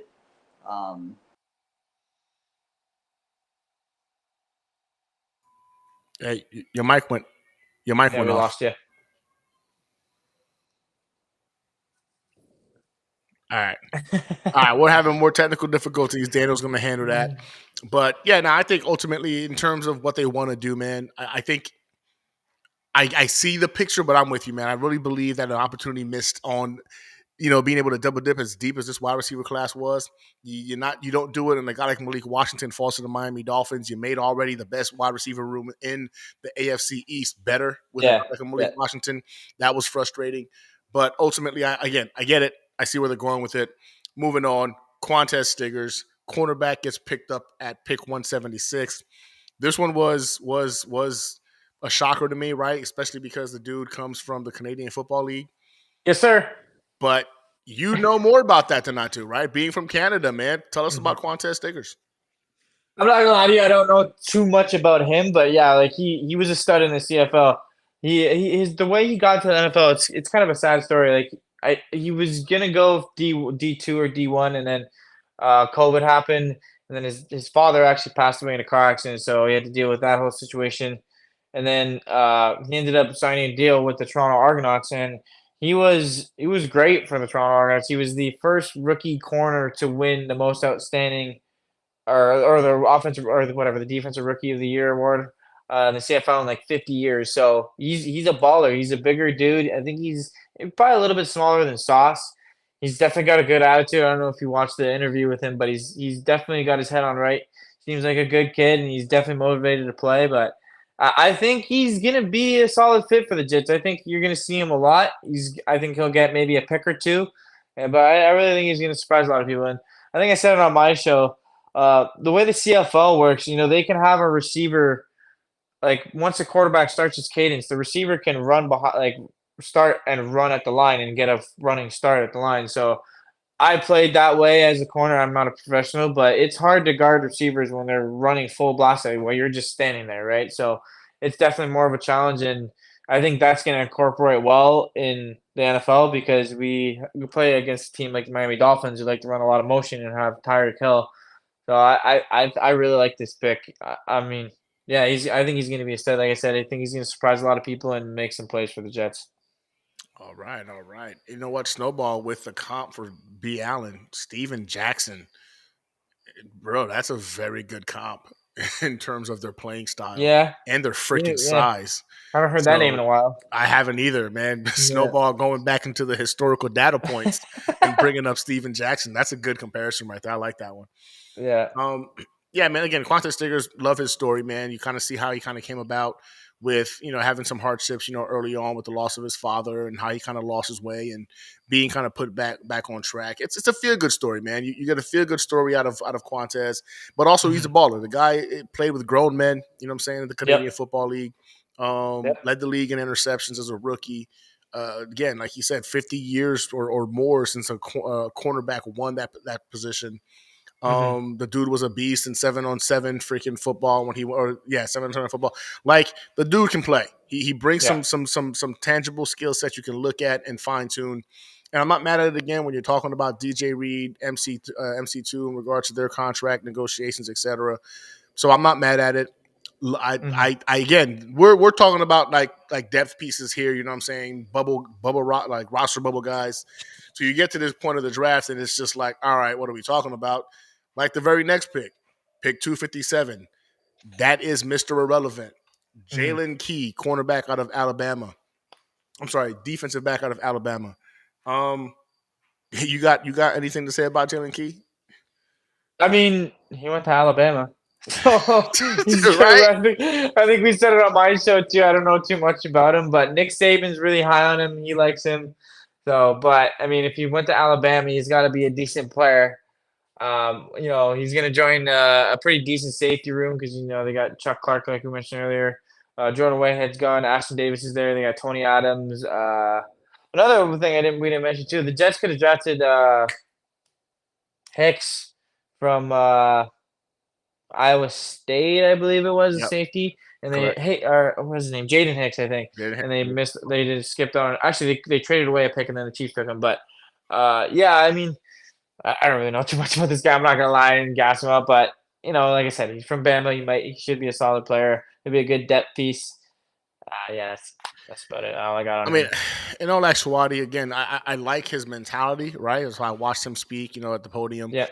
His mentality. He's an aggressive guy, man. But again, I think the concern with him is he's got a tendency to be a little overly aggressive, misses some tackles. But this is a guy who played, against top competition, right? He's had experience against some of the top competition in the country. And again, coming from Alabama, you got to like the fact that Nick Saban was able to go ahead and kind of mold this kid. Can he be a special teams freaking, contributor potentially? Can he shock us and be Mr. Irrelevant? Could he be the defensive Brock Purdy, and decide be some kind of a stud? It's possible. It's possible, but I wouldn't bet on it. I wouldn't bet the mortgage on it. Again, another one of those pieces that you add as depth.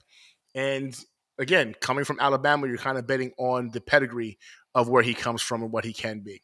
But overall, that was the New York Jets draft class, right? And that wraps up, in essence, the offseason in terms of everything the New York Jets did to get better. So with that said, when you take into consideration the offseason, Jay, and you take into consideration the draft picks, what is your grade for the New York Jets offseason this year? And if you're in the chat, I want to start seeing y'all grades too for what y'all think about the Jets offseason.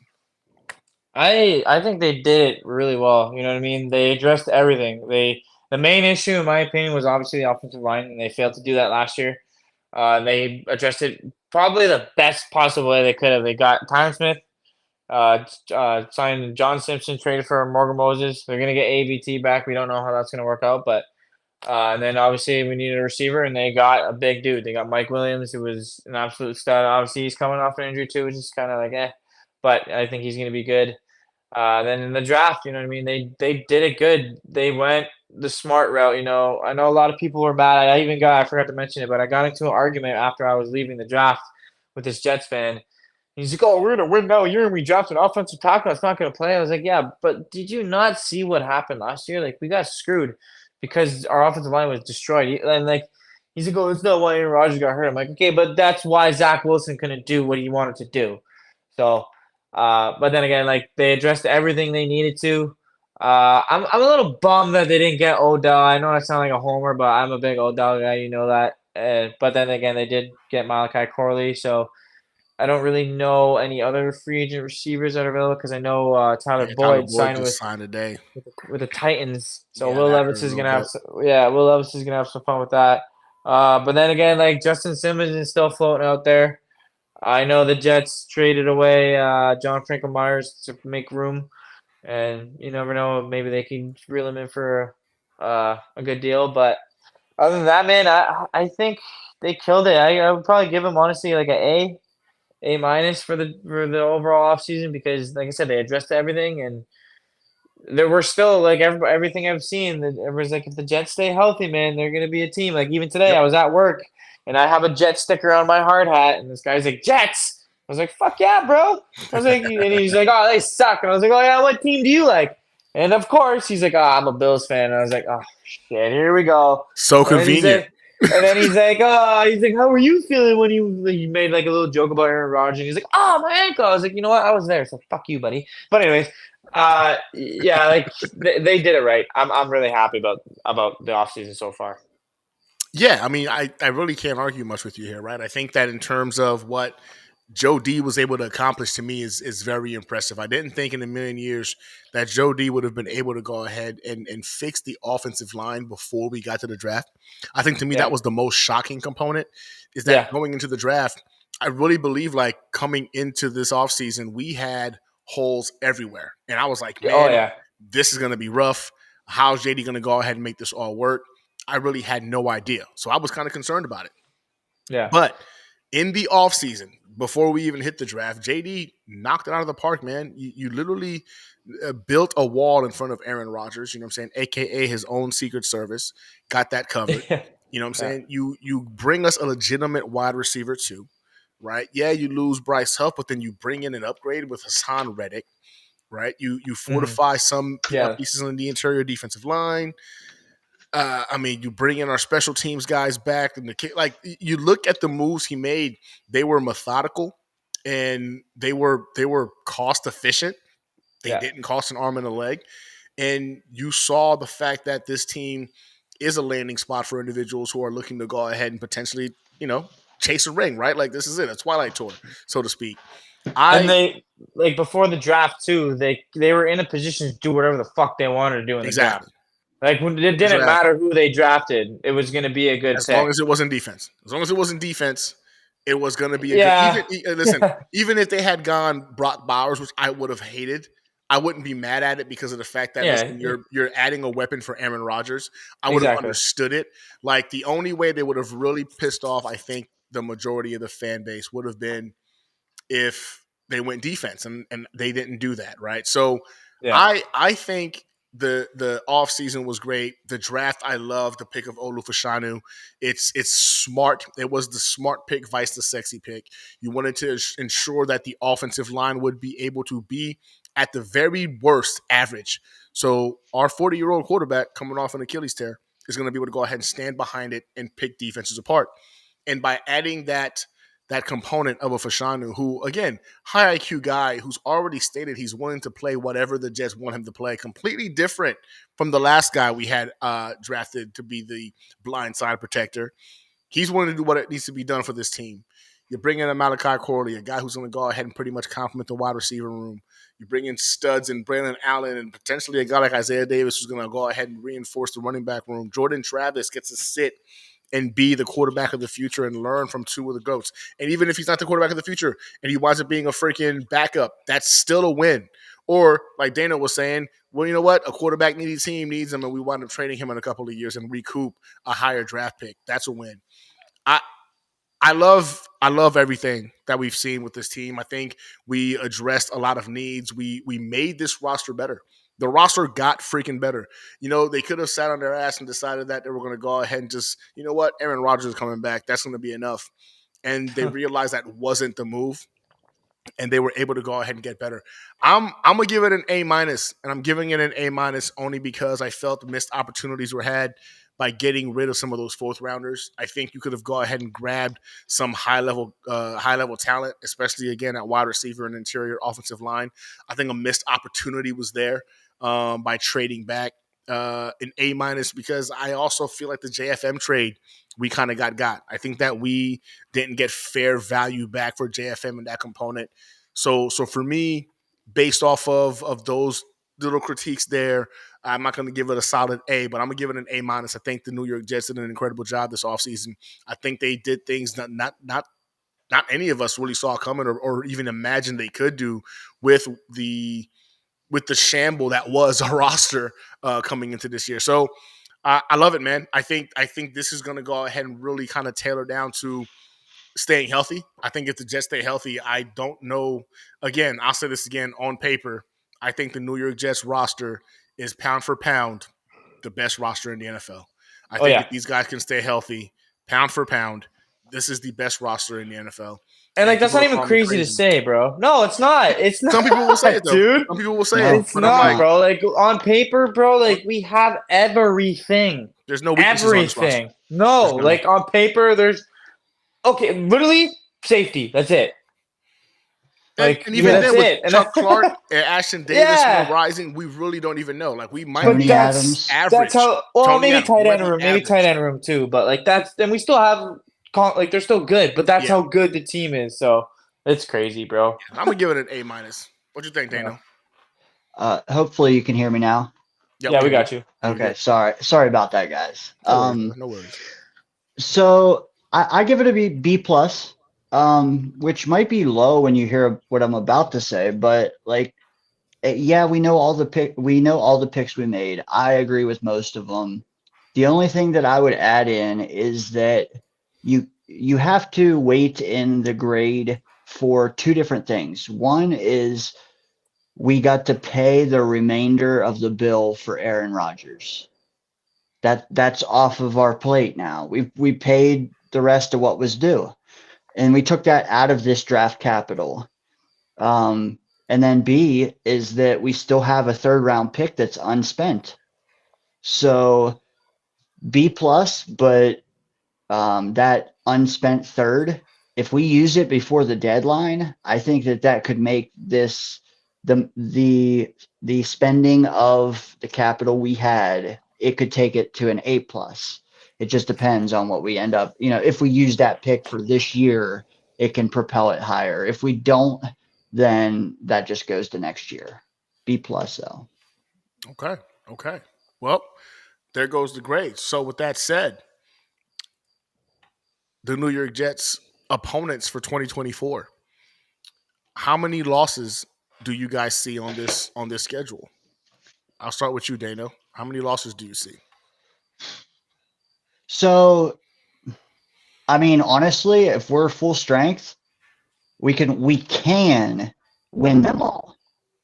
So my question that I asked myself earlier when I was running down through this was, how many games do I think are toss-ups? And I just want to throw another fact out there. Aaron Rodgers, he bats 800 at home. Wow. So if you give me Aaron Rodgers and you give me this line, you give me all our weapons, I don't see very many losses at home, except a toss-up, Houston, a toss-up, maybe with the Bill. Fuck Houston. With the Bill. I'm not worried about it. Dude, that's what I'm saying. Like, I literally, I was 7-1 at home when I wrote this down. Yeah, bro. Like, now away, that's where it gets a little tricky. Like, I think that the Buffalo Bills, the Dolphins, they could handle their own business when they're in their own building. I think Pittsburgh could handle their business in Heinz Field. I think that San Francisco can win their game when we're away. But that's 4 games. It's toss-ups. We're not going to lose all 4 of them. I think we beat the Patriots, the Jaguars. I think we beat the Titans, the Vikings, the Cardinals. Like, I think we could win anywhere from 12 to 15 games. So, What do you want? Do you want me to nail down one number? Can't hear you, Gunny. My bad. Yes, give us a wins-loss. Okay. 4, 5. All right. I'm gonna say 3 losses, 14-3. Wow. Yeah. Okay. Yeah, that's. I mean, bro. Like, honestly, looking at the schedule, like the only really games I'm worried about are like obviously the 2 matchups against the Bills and the Dolphins, but like obviously the 49ers game. I'm not worried about the Steelers at all. I'm not concerned about them. Really? Yeah, I don't think Russ is gonna. I'm not saying Russ is a bad QB. I just don't I don't think it's gonna work that well in Pittsburgh. I don't know. I'm just not sold on them. But the Jags game, that'll be an interesting one. I think they'll still beat the Jags because Trevor Lawrence is a bum in my opinion. But the Titans game will be interesting too because they did add a lot to their team. They definitely got better. Vikings, I'm not worried about that because I think obviously JJ is going to be a starter and he's going to lose his mind once he sees Hassan and Jermaine and Quinnen and Javon Kinlaw and all the other guys come at him. Cardinals game, that's a win. I think we go 4-2 in the division. I think we beat the Patriots both times, lose to the Dolphins once, and obviously the Bills. That's what I had, yeah. Yeah. Colts game, that Anthony Richardson's coming off an injured shoulder. I'm not really, like I said, I'm not too worried about that. Broncos, I already know how I feel about that game, so we're not going to get into that one. The Rams, no, I think Rams, that'll be another easy win. Seahawks, too. The Texans, like you said, you're kind of worried about the Texans, but we smashed the Texans last year. See, they get revenge on their mind. Yeah. I don't know. It's at home, too. Like, CJ Stroud didn't do shit against that defense, bro. He only had 97 passes. I was in attendance for that game. I witnessed that with my own eyes, so I don't know. Was he concussed? Yeah, but that didn't happen until like the fourth quarter. Fourth quarter. Yeah. Okay. It didn't happen until the fourth quarter. Yeah. Fair. But I agree with you, Dan. I think they go like between 12 and 14 wins. But I said this last year, and look what happened. So, but I think they can win the AFC East. I think it's going to be between them and the Dolphins. Hopefully the Dolphins don't win the AFC East because if they don't, or honestly, if the Dolphins do, they could make the Super Bowl. Because if they don't, obviously they're not because they can't play against teams that play in the cold. So, and hopefully maybe we could play them in the playoffs at home. That would be cool. But yeah, I think 14-3, 4-2 in the division. Damn. Fair. Okay. So we got 2 14-3s in the hopefully New York Jets. Again, This is the way too early freaking obviously draft predictions. But yeah, man, for me, I think I'm a little bit more pessimistic, right? I look at this roster or this breakdown of the opponents. I do believe that the Dolphins and the Bills were splitting with them. The Dolphins I look at their team and I don't think they're as good as they were last year. I think that they've taken a step back from what they were last year. But they do have, in my opinion, the best wide receiver room, I think, in the entire NFL. I really think Tyreek Hill, Jalen Waddle, and then you added Malik Washington and you just brought in OBJ. Listen, OBJ as your wide receiver 4 or 3 is a good pickup. A lot of people are saying like he's not going to get you 1,000 yards, but OBJ as wide receiver 3 is really really good. He did good last year, man. Like, watch the highlights. Watch his highlights. People saying he's washed. Watch his highlights, bro. He's still making crazy catches. Idiots. I got a splitting with the Dolphins, man. I think it's going to be weird to say this, but I think we're beating each other in the away games. I think we're going to beat them in their house. They're going to beat us in our house. It sounds weird, but I have this. I just feel like that's how it's going to go out. Depends on when the game is, though. You know what I mean? Yeah. Correct. Yeah, if the home game is in the fall-winter time frame. I hope we play Miami in like the Miami game is like a Sunday night game because I hate their stadium. It's bullshit how it's designed. Yeah, how it gets. Yep. Yeah. So are you 4-2 in the division just like us? Yeah, we're sweeping the Patriots. We're sweeping the Patriots, and we're going to split with Buffalo. And bro, those Patriots games are going to be a joke. They're going to be so fun. I can't wait. It's going to be bad. Like I might go to New England. I'm thinking about it because I'm going to be on a heater. There's no way. Drake May coming up against our defense. Bro, I can't wait. Then I look at the San Francisco game. I think we lose that one. I think we lose to San Francisco. Yeah. And that's a tough one. Honestly, I think we lose to the Steelers. I think we lose to the Steelers in Heinz Really? Field. I'm going to chalk that one up predominantly to coaching. I think that's going to be a coaching battle. And we'll wind up taking an L there. And historically, Aaron Rodgers does not play well against the Steelers either. So I think we'll catch an L there. That's 4 losses. He beat him in the Super Bowl. Well, true. 4 losses. And then I'm going to say just because we're the Jets, there's going to be a loss we shouldn't lose. There's going to be a game that makes no sense. We shouldn't lose Broncos. the game. And I'm looking at the Broncos one, oddly enough. Houston. But I'm also looking at the Texans. Those 2 teams right now, I look at them like, the Houston one is – the Broncos one would be such a Jets thing to do, and it would piss me off because that would agitate the hell out of me.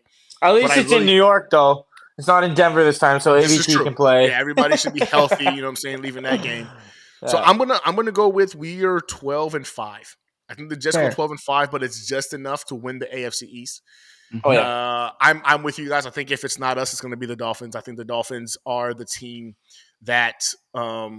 I think the Bills are taking massive steps backwards. The losses that they've endured this offseason, I don't care what Bills Mafia. They got rid of everybody, bro. Everybody's gone. Like, you're depending on a rookie wide receiver to replace production you got from two of your guys. They'll keep telling you on the back end of the year we didn't really need a wide receiver, bypassing the fact that Stephon Diggs just being on the field changes the dynamic of defenses. Him being gone is going to change. So, like, I think the Buffalo Bills take a step back. I think it's going to be between the Jets and the Dolphins for the division. But again, the Dolphins also are going to be facing a much harder strength of schedule than they did last year. They had, I think, when it was all said and done last year, their strength of wins was like 28th or 29th, right? One of the easiest strengths of wins in the league. Because of that, they've won more games, so they're going to be playing against other divisions teams that have won more games. So they'll have a more complicated schedule as well. And again, when I look at the freaking Dolphins, man, I look at that wide receiver room and it scares me. Raheem Mostert, a Kane last year. That I didn't see a Kane doing what he was doing, man. That's kind of nerve wracking. Then they added, I think it's Jalen. I forget his name. Warren, another running back. That's also a speedster, man. Like their weapons on wide receivers and the running backs are stuff of nightmares. So you're gonna have to bring your A game on defense to go ahead and contain those guys. But y'all guys going 12-5, man. But it's just enough for us to go ahead and win the division. And yeah, that's my thought process. 12-5. I'd sign up for that. I got the Dolphins right behind us at 11-6. I got the Bills at 9-8. Ooh. And then the Patriots at freaking Bills 7 at 9-8, eh? Huh? Yeah. 7-10 for the Pats? The Pats at 7-10. Yeah. Wow, that's a little generous.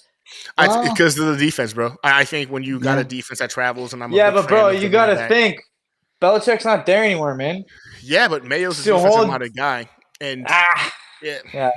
I just look at the guys they got on the defensive side of the ball, and I'm like, I like some of their pieces, man. And then again, they're going up against the worst opponents of the divisions we're facing anyway, because they were last in the division. So that's going to be a little bit of a benefit. They play the same teams we do too, so not all of them. But do they? Well, yeah, because they'll probably play like the whatever division it's the NFC West with the 49ers and the Cardinals and the Rams and the Seahawks, right? That's usually how it works. Actually, let me check. I'm pretty sure that's how they do it. All I know is the East it's a tough division, man. Maybe one of the strongest ones in the league this year. 100%. I look at it this way, and in terms of the talent, right? That that's weird. Yeah, see, they play all the same teams. Sorry, Gunny, you're everywhere. Yeah, no, it threw me off.